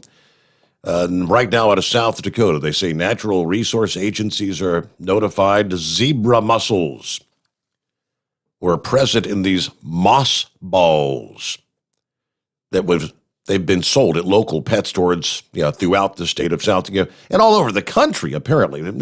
South Dakota Fish and Parks wants customers and store owners to properly dispose of the moss balls. Put them in a bag, freeze them, and discard the contents into the trash. They request that you do not dispose of the moss balls down the drain or flushing them down the toilet because the zebra mussels, I guess these things spread like crazy. South Dakota pet stores and known distributors have been made aware of the situation. Yeah, most of the pet stores and whatnot say they've removed them from their available inventory. And if they haven't, they want them to do so, like right now. Yeah, you put them in you've never had moss balls in your aquarium there? But that's the scoop, neighbor Dave. What do you say, Chevy guy? Wow. Hey, okay, now I was out tarping the load, rolled the tarp out over this load of chips, got in, and then heard the story you were saying that, the Biden administration is tying this shooting with Trump, saying it's, the China virus. I mean, are they already out saying that, tying this to the, making a political statement out of the shooting of these Asian women? Absolutely. Yes, it was his hateful rhetoric toward Asia and China, because he continued to call it the China virus, just fanning the flames of hatred toward Asians. Yeah. Well, then, okay. Well, I'll just, and then the news said that they're still investigating, and they have no clue what the boy did it for. That's correct. Right? That is the fact.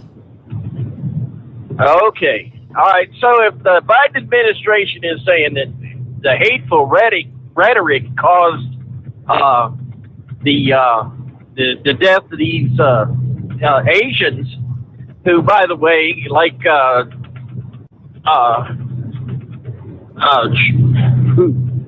Eagle had said, just because they're Asians doesn't mean they're from China.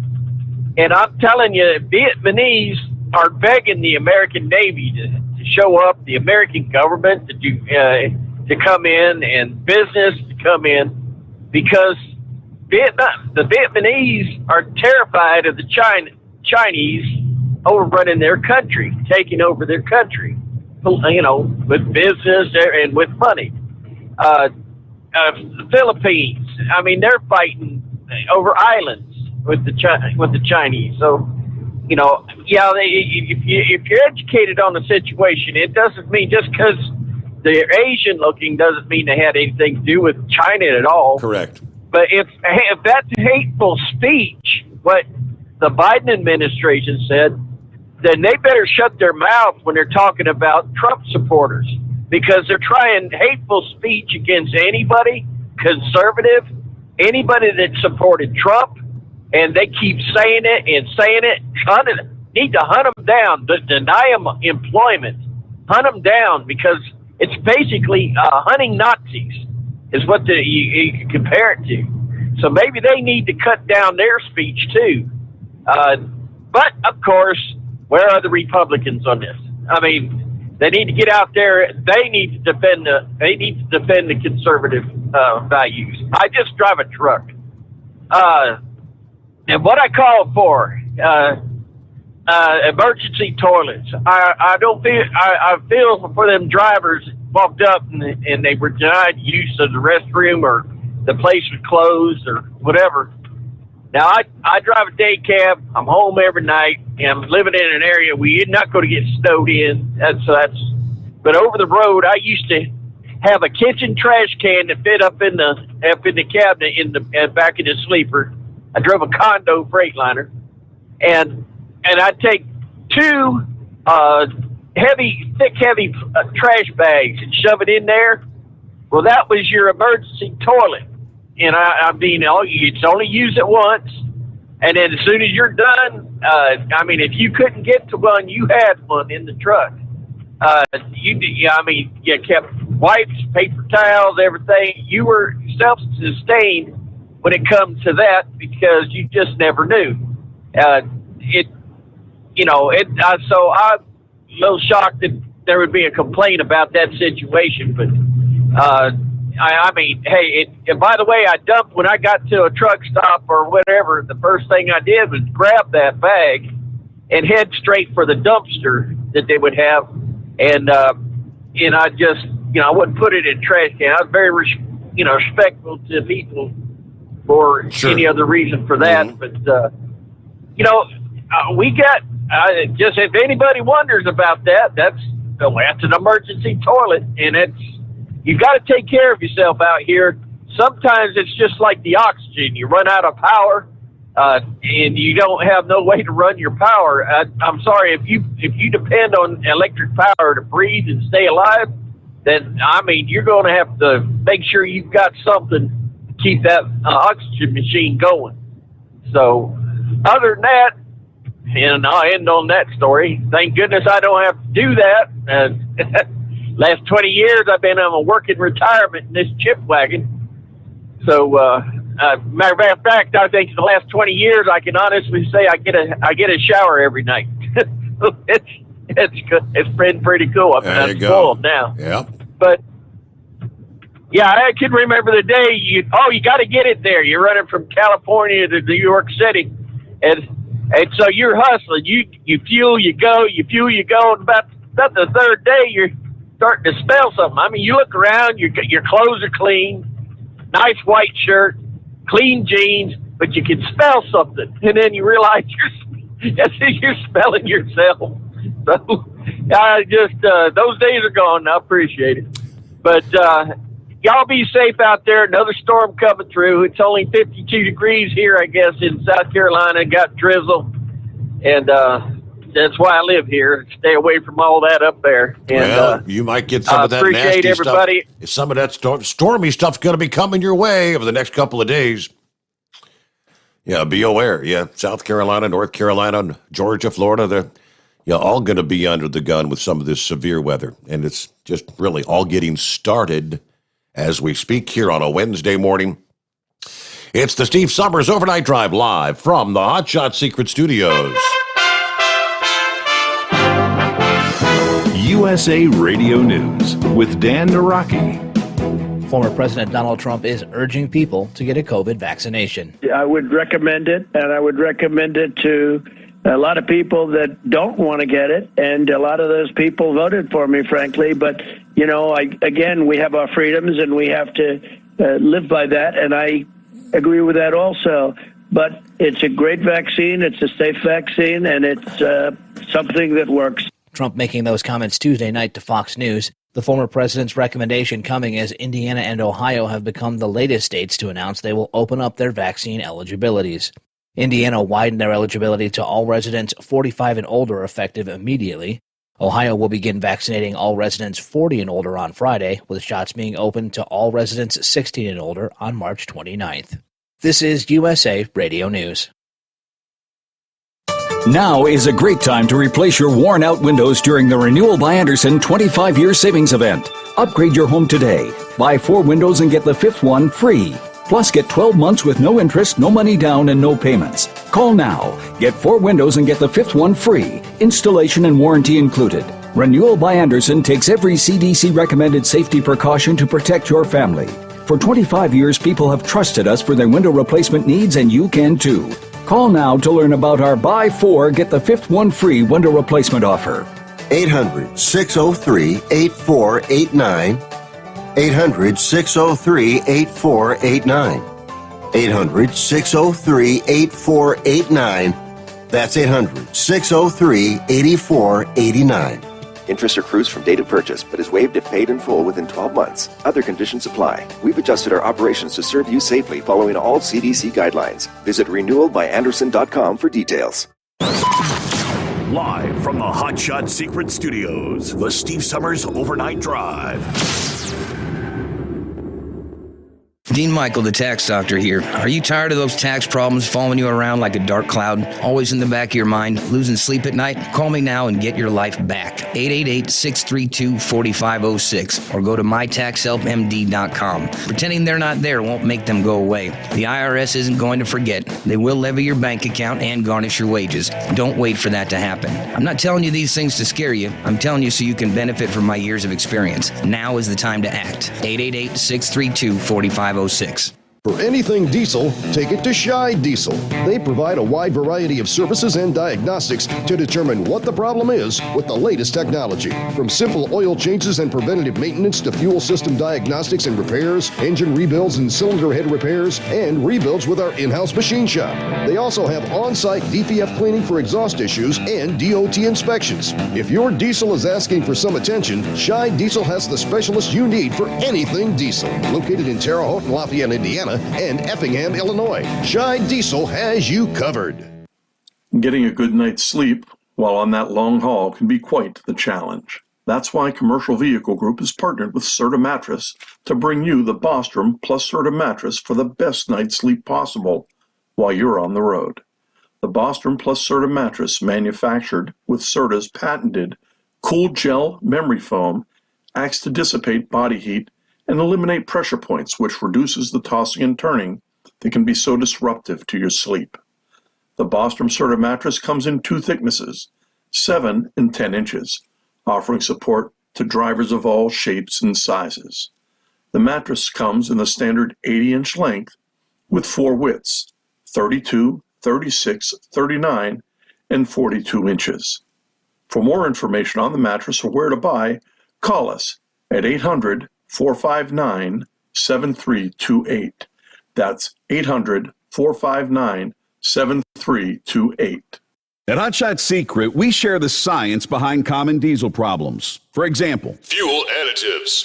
most fuel additives either impact performance or provide protection. Hot Shot Secret Everyday Diesel Treatment provides both performance enhancement and fuel system protection. Everyday Diesel Treatment delivers a 6-in-1 premium fuel treatment for every fill-up, every time. Everyday diesel treatment is available at truck stops, Tractor Supply, O'Reilly's Auto Parts, and online at hotshotsecret.com. Keep the bugs off your glass and the smokies off your ass. This is the Overnight Drive with Steve Summers.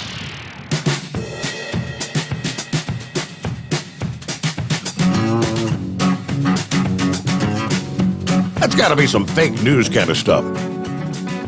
No way that could be true. You're telling me that Iran wanted Joe Biden to win over Donald Trump? No. That's a no-brainer. Hell, what did Iran get under the previous Biden administration, a.k.a. the Obama administration? Obama-Biden. Yeah, Iran got the Iran nuke deal. They got how many pallets of cash from the United States? Hell yeah, they want Joe Biden back. Go back to the status quo. Let's rejoin the Iran nuke deal. Ted Cruz spoke out about it this past day. So, yeah, it shouldn't come as any surprise. They tried to influence the 2020 election in favor of Joe Biden. Of course, yeah, under the Obama administration, when Biden was serving as vice president, quote, the worst foreign policy mistake of the entire 8 years of that presidency was the catastrophic Obama-Iran nuclear deal that put over $100 billion into the hands of the Ayatollah. Turn it around. The most significant foreign policy decision made by Donald Trump was to pull out of that disastrous deal. So, of course, the Ayatollah wants the administration that's going to give him billions of dollars versus the administration that stood up and employed maximum pressure to cut off the cash. He also pointed out that the Ayatollah, Iran's religious leader who holds wide political power, routinely leads chants of death to America and death to Israel. And if history teaches you anything, is that when someone tells you they want to kill you, you better believe them. Reuters reported that U.S. intelligence published this past day, stating both Iran and Russia spread misinformation during the election, trying to influence the elections. Report says they found no evidence that any votes were changed by technical means. They found other attempts to try and sway voters with information by Cuba, Venezuela, the militant group Hezbollah, but supposedly penetration of some local government systems had no impact on the results. Ted Cruz also discussed the correction that was issued this week by the Washington Post, which had originally misquoted Trump, claiming that he had told a Georgia election official to find the fraud. They did. We reported last evening. They did finally come out and admit that was not uttered by Trump. He went on to say, one of the most consequential results of the Trump presidency into the age of Trump is that it revealed the absolute dishonesty of the so-called mainstream media. 5 years ago, reporters and media used to argue that they were impartial and they're not biased. Nobody makes that argument anymore. They don't even pretend because they hate Donald Trump so much. They're literally frothing at the mouth. All right, well, who's next up here as we get back to our calls on a Wednesday morning? Looks like the Carolina Monkey Gouger. Hey there. Well, good morning, Steve-O. Where do we find you tonight? Where you at? I'm right outside Dallas, Texas, buddy. Oh, you're waiting for the storms. To crash into the Big D, baby. Okay. Steve, trucking is not a job, and it's a venture.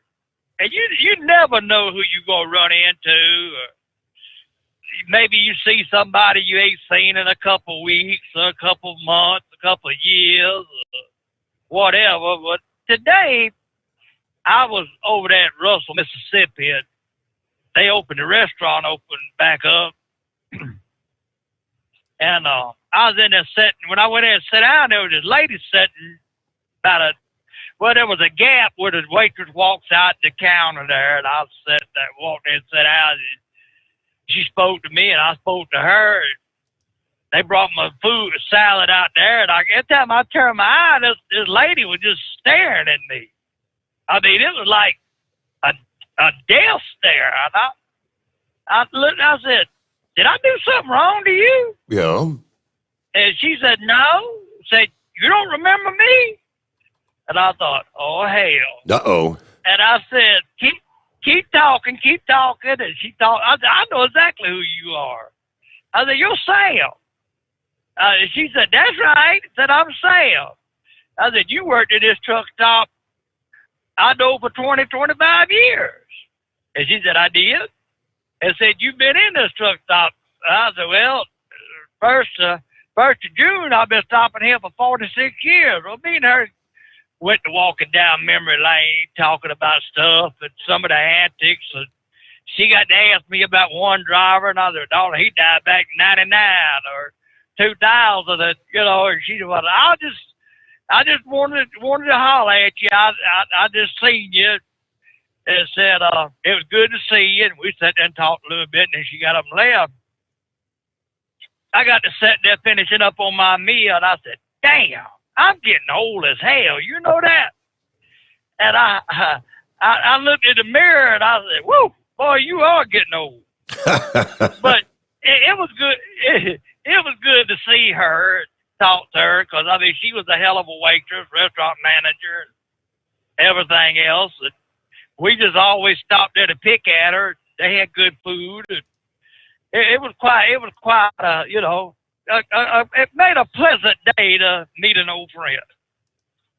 But did I understand that Inbred Redneck was opening up a migrant camp for overweight Mexican women?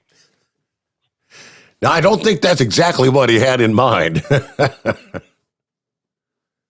Well, the reason I was listening to him talk, and you remember when he was going to go up there and save all them women up there at the Southern Exposure?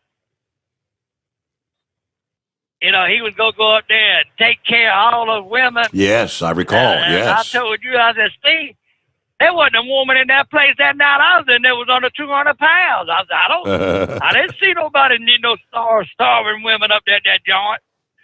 So I knew he just had to be opening up a migrant camp for overweight Mexican women. Well, he does have a hankering. He does have a hankering for them big-legged women, as he calls them. Yes, he does. Yes, he does. I guarantee he does. But he mentioned something that really just made me laugh, talking about the lizard man. And I knew the lizard man. I knew the actual lizard man. I knew the whole 9 yards about what took place up there at Bishopville, South Carolina, everything. And what it was is this old guy, he crackhead or something, he'd go down there and he was stealing gas out of hard heads, daddy's tractors and pickups and everything. And he went up there and passed out one. I reckon he sucked up too much ethyl or something. I don't know. Yeah. And he passed out. Old Hardhead went up there and seen him laying out there side the track. He said, "I'm going to scare the living daylights out of him." So he went and put these green plastic bags on and everything, and put them all around his arms and everything, taped them around him, and he went out there and started standing up over that fella. I'm going to kill you. I'm going to kill you. Well, that was the lizard man. That's how the lizard man all got started. Oh. Well, about a year or two ago, maybe 3 years ago, maybe 2 years ago, this guy come into South Carolina and he was having a casting call for this movie to remake The Lizard Man. And I mean, you know, when The Lizard Man was really hopping up there for them 8 or 9 weeks, everybody claimed he'd seen him and everything was going on. They'd had these big parties out there in the swamp up there at Browntown. You know, romp in the swamp with the lizard man. You'd hear people shooting at him. I seen him. I seen him. I seen the lizard man. You know, Dan brother come flying up there in the helicopter, made worldwide news and all this bull crap. The lizard man lives, right? You know, and I'm sitting there thinking the whole time, I can't believe that people are falling for this bull crap. But we had a lot of fun up there drinking beer, chasing them little young women all over the woods and everything, and having a good time up there. Well, this dude come into Sumter. He had this casting call to remake The Lizard Man. As I went over there and talked to him. And he supposedly worked on the movie The Transformers 1 and 2.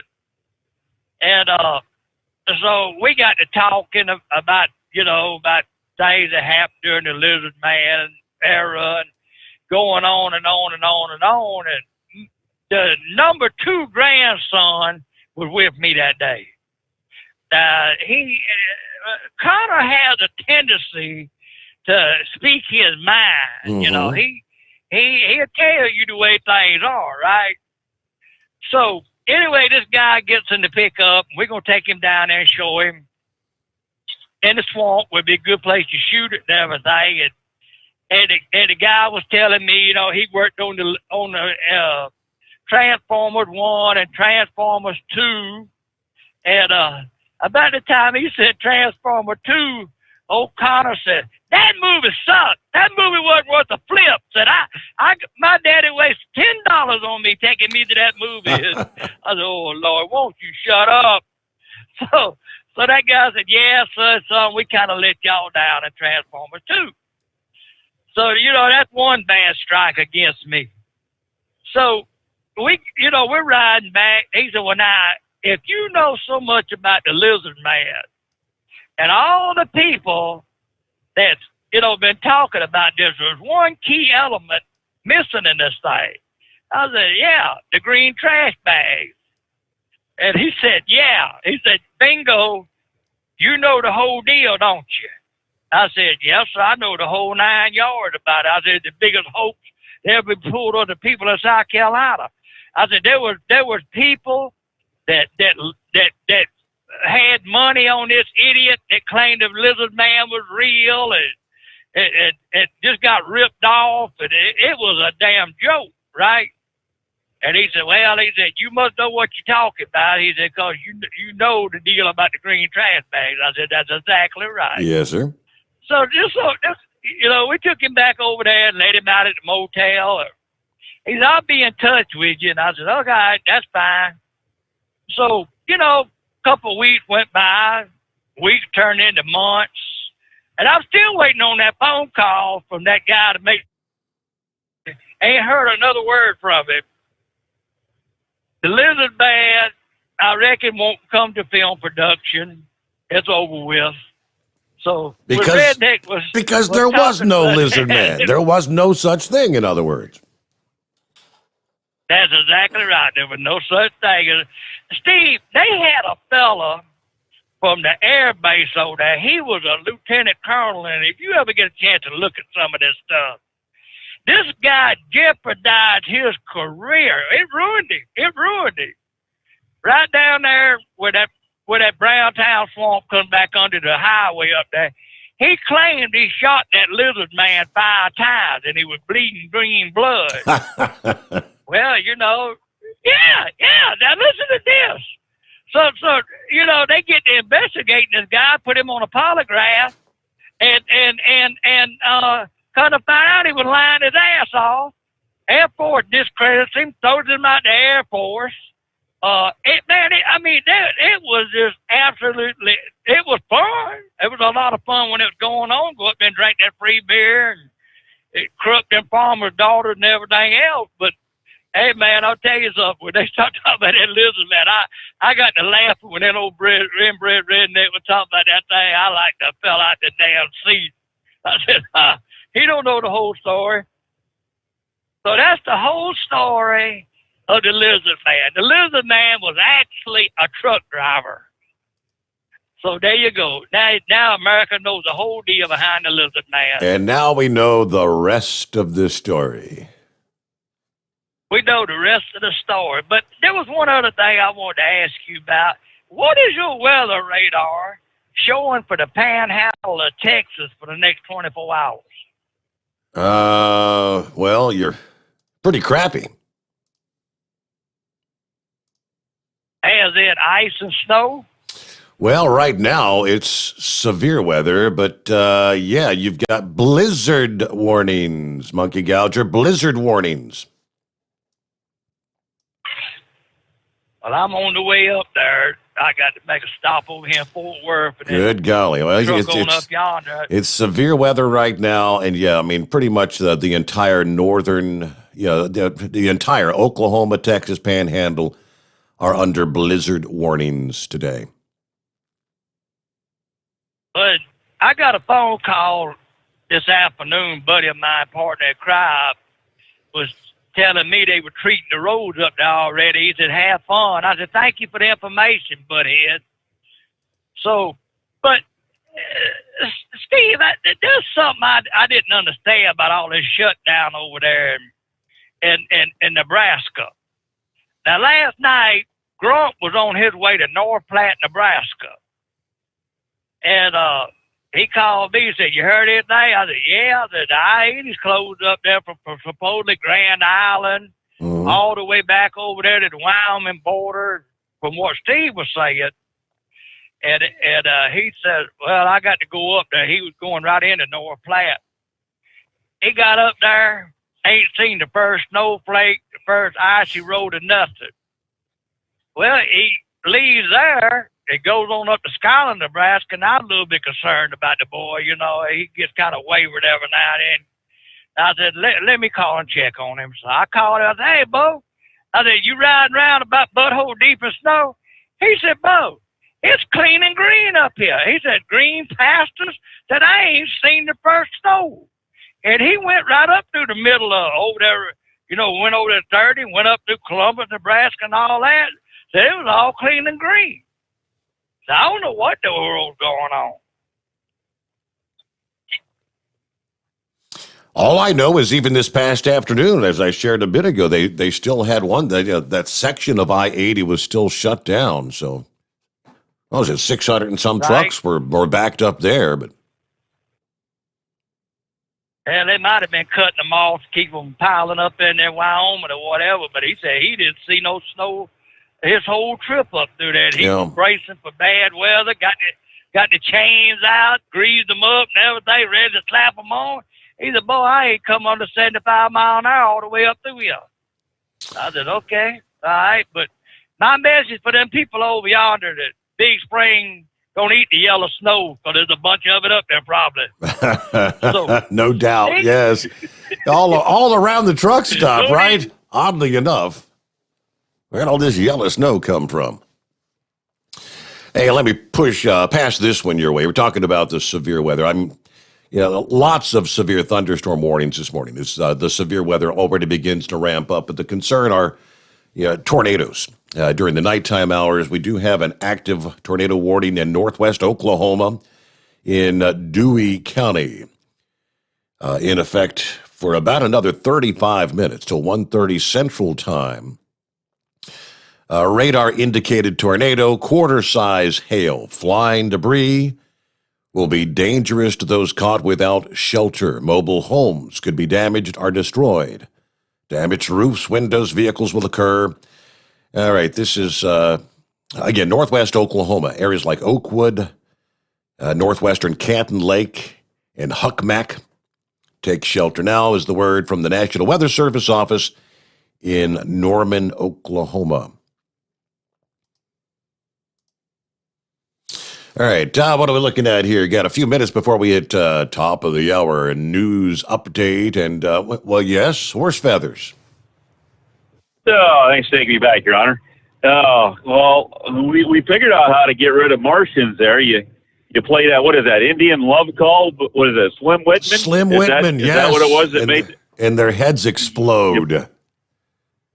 Yeah, so we got that part figured out in case we need that. Now, listening to the inbred redneck, and he was talking about his mossy balls and clams, and I don't know, I'm scared about him having clams close to mossy balls, but kind of scary, anyways, he was talking about having a microwave there with him in the truck. So I think you missed the obvious here. I think he's got his fishy bowl in the truck with him. That could be. Now, does that qualify that because you got to keep that water at a certain temperature?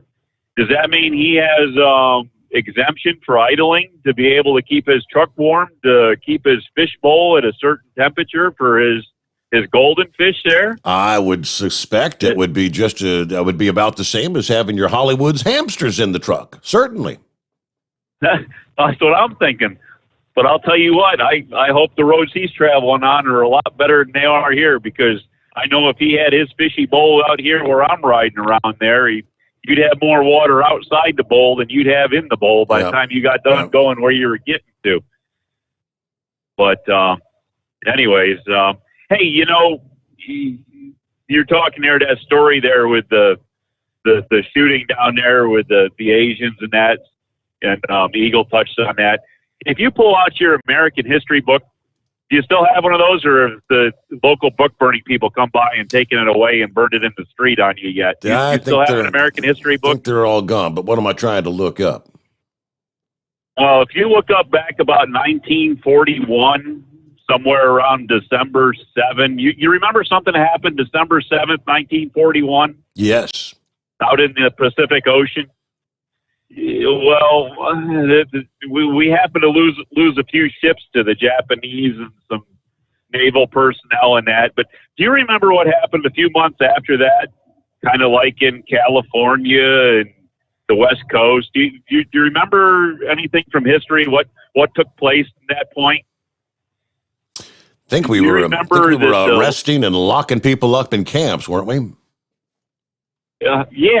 Yeah, a certain type of person. It was. I think they call that profiling. Yes. But the thing is not only did they go after the Asian people, the people in that area, they were having troubles with people that kind of resembled Asian, like the Polynesian people that maybe who were Hawaiian, where they really didn't have anything to do with what happened, but they were actually the victims of it. But they kind of had that same resemblance. But yeah, so anyways, just remember, thinking about history repeating itself. But of course, we can't have ability to look back at that, because of course we're burning all the books and we have no way to go back and check that out anymore. Yeah. So, but anyways, I just want to throw that out there. And hey, don't forget, pull out your old Slim Whitman. Hey, do we have them on CD or cassette, or do we have to use the old 78s yet? Everything's on. All you have to do is pull him up on Google, YouTube. He'll be on YouTube, I'm sure. All right, Horse Feathers, top of the hour has arrived. It's 844-844-3388. The Steve Sommers Overnight Drive, live from the Hot Shot Secret Studios. USA Radio News with Dan Naraki. 8 people are dead after a string of shootings at 3 metro Atlanta spas. Police say 4 people died in a shooting at a spa near Ackworth, Georgia. Then an hour later, 2 more shootings occurred in Atlanta, across the street from each other, where 4 more people were found dead. Police arrested a suspect 3 hours later about 150 miles south of Atlanta. They say they believe the man they have in custody, 21-year-old Robert Aaron Long of Woodstock, Georgia, carried out all 3 attacks. And Texas residents will be off the hook for $29 million in electric bills from the February winter storms that knocked out power to millions. Texas Attorney General Ken Paxton said that as part of the bankruptcy plan of electricity provider Griddy, about 24,000 customers are being released from more than $29 million in unpaid bills. Thousands of customers were hit with huge power bills during the storm because of the provider's variable rate plans. Griddy filed for bankruptcy on Monday. This is USA Radio News. For 3 years, you've heard me talk about MyPillow and the MyPillow Premium Pillow and how I get the best night's sleep of my life, how they don't go flat. They are washable and dryable and made in the USA. And it continues the MyPillow Premium Pillow Special from Mike Lindell. A standard or queen-size premium MyPillow, $29.98. You're saving $40. King-size pillows, only $5 more. 60-day money-back guarantee, 10-year warranty, made in the USA. Go to MyPillow.com, click on the radio listener square, use my promo code USA, or call 1-800-951-8175. And while you're at MyPillow.com, check out all the deep discounts on all the other MyPillow products. MyPillow.com, click on the radio listener square, use my promo code USA, or call 1-800-951-8175. Former President Donald Trump is urging people to get a COVID vaccination. I would recommend it, and I would recommend it to a lot of people that don't want to get it, and a lot of those people voted for me, frankly. But, you know, again, we have our freedoms, and we have to live by that, and I agree with that also. But it's a great vaccine, it's a safe vaccine, and it's something that works. Trump making those comments Tuesday night to Fox News. The former president's recommendation coming as Indiana and Ohio have become the latest states to announce they will open up their vaccine eligibilities. Indiana widened their eligibility to all residents 45 and older, effective immediately. Ohio will begin vaccinating all residents 40 and older on Friday, with shots being open to all residents 16 and older on March 29th.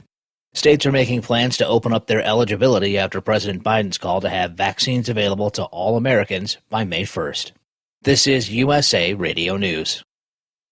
You've heard me talking about MyPillow for 3 years, folks. It's the truth. I get the best sleep of my life with a MyPillow.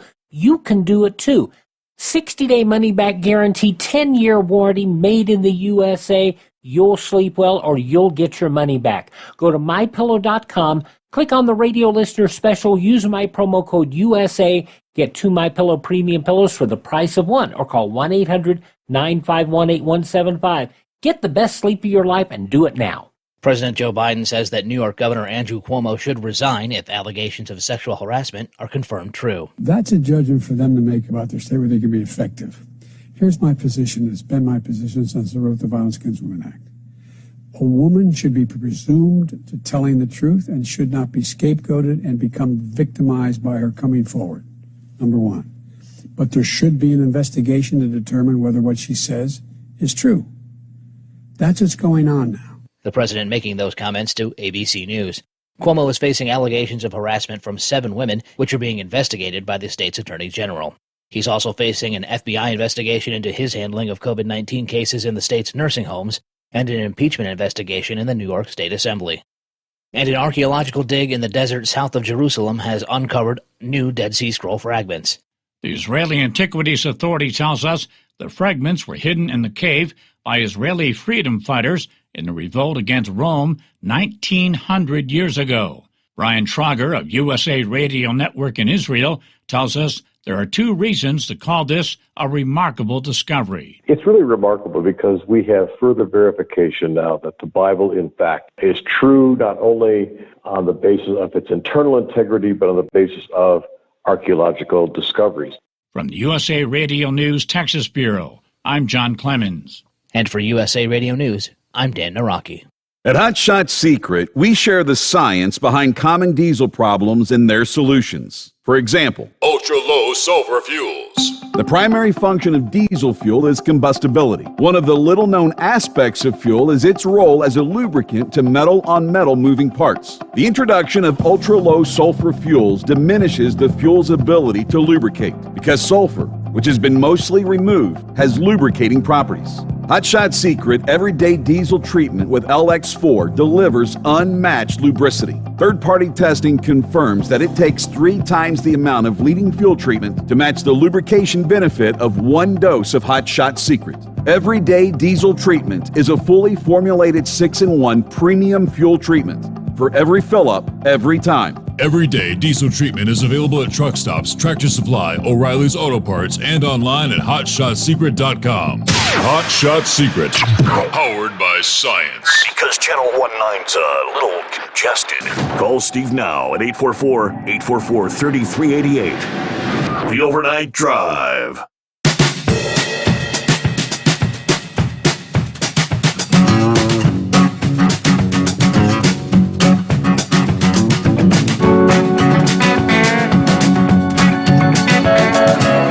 At it here. What do they say? Karma is what? We all know what karma is. Karma's a bitch. A semi-truck overturning while fleeing the scene of another accident in Las Vegas Monday morning. A little after 8:20 in the morning, Monday. According to Fox 5 in Nevada, the Highway Patrol believes the semi was involved in an earlier accident near Desert Inn and Rancho Drive, but fled the scene on I-15 southbound. Shortly thereafter, the rig overturned on the I-15 southbound ramp from East Flamingo, coming to rest blocking the interstate. Driver had minor injuries, but investigating officers suspect the truck driver was impaired. They're still looking into that particular incident. Of course, you go from 8:20 in the morning till after 3 o'clock in the afternoon to get that scene cleared up.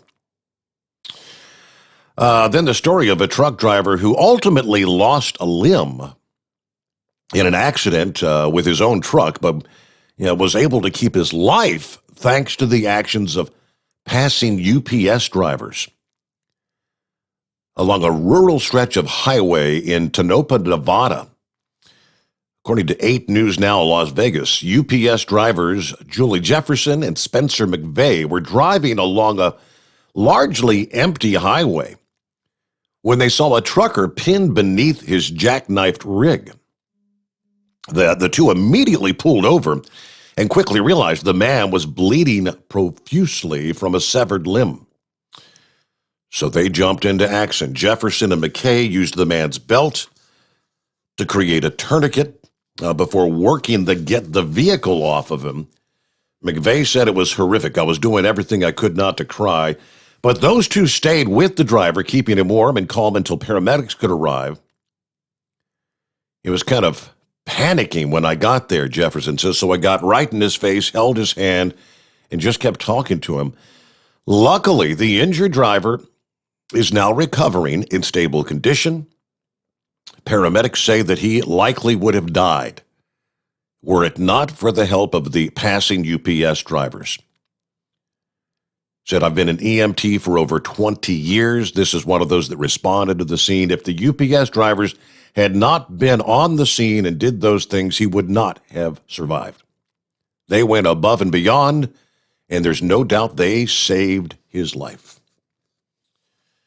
All right, so a tip of the hat. Drivers willing to go out of their way to help someone in the time of need there out on the highways. Back to your calls here. Good morning, Hillbilly. Good morning. Them two drivers are heroes, in my book. Yeah. Absolutely. Inbred redneck, I can help you out with your laser cannon.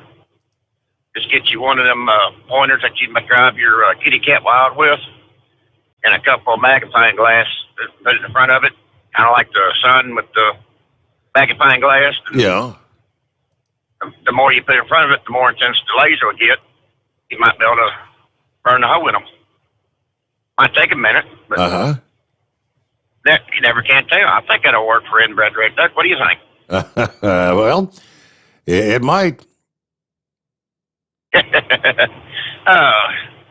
Well, let's go down in Atlanta about the shootings. That's the first I've heard about it, which I didn't get up till about 11:30 this evening, so I missed all the news. What's the lowdown on that? 3 separate locations, 3 different crime scenes, spas, two what they call, like, I guess, massage parlors, massage spas. One was what they called an aromatherapy spa in and around Metro Atlanta. So, and of course, in each location, this individual had gone in and shot the place up. Again, 8 dead right now. And they caught him about several hours later. He was 150 miles south of Atlanta. So they're pretty confident they got the right guy in custody there. So now looking at what was the motivation, that's what they're saying was the motivation, the fact that they were like Asians of Asian descent or whatever. Yeah, that's what I was telling you early on, the first hour. I'm reading through some of these stories, and some of the media outlets are already trying to say, these kind of things are happening because of Donald Trump's hateful rhetoric, continuing to call it the Chinese virus. And people are angry at Chinese or people that look Asian because they unleashed the China virus on the world. It's his fault. Well, can't really say. I can't tell the difference between a Chinese, Vietnamese, or Taiwanese. Sure, absolutely. I can't tell the difference. No. They all look the same to me, but so I don't know. Horse Feathers was right about World War II. Them profiling the Japanese, but he was kind of wrong about the timeline. It was the entire war they were profiling the Japanese Americans. Yep. Study about it back then. But I hope it wasn't a hate crime like that, but I just hope it's someone who tried to go in there and get lucky and they just seen something was off and denied them.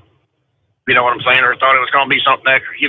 Besides the massage, you're going to get something extra than it was. Well, yeah, was he looking for a happy ending kind of thing or something? I don't know. I mean, some of the early reports that are already coming in about the guy. I'm seeing here from the Daily Beast. It says pizza, guns, drums, music, family, and God. That pretty much sums up my life. It's a pretty good life. This is supposedly from a social media account that belonged to the shooter. Right. Now, about Trump supporting the vaccine, so that means the Democrats are going to go against the vaccine now? Exactly. Well, the Democrats have all been jumping up and down saying, I wish you would come out, because we shared the numbers where it's an overwhelming majority of Republicans, for whatever reason, are hesitant or don't want to get the shot. And they think, well, if Donald Trump tells them to get the shot, they'll just jump up and go get the shot. We'll see. No, he says go get it. By the way, next Thursday, or a week from Thursday, I'll get my second shot. So I already got my first one. Mm-hmm. So Mom and Dad already had theirs done. They just got sick the next day, and my girlfriend was the same way. She got sick the next day, and what's been fine ever since. No side effects or nothing like that. Yeah.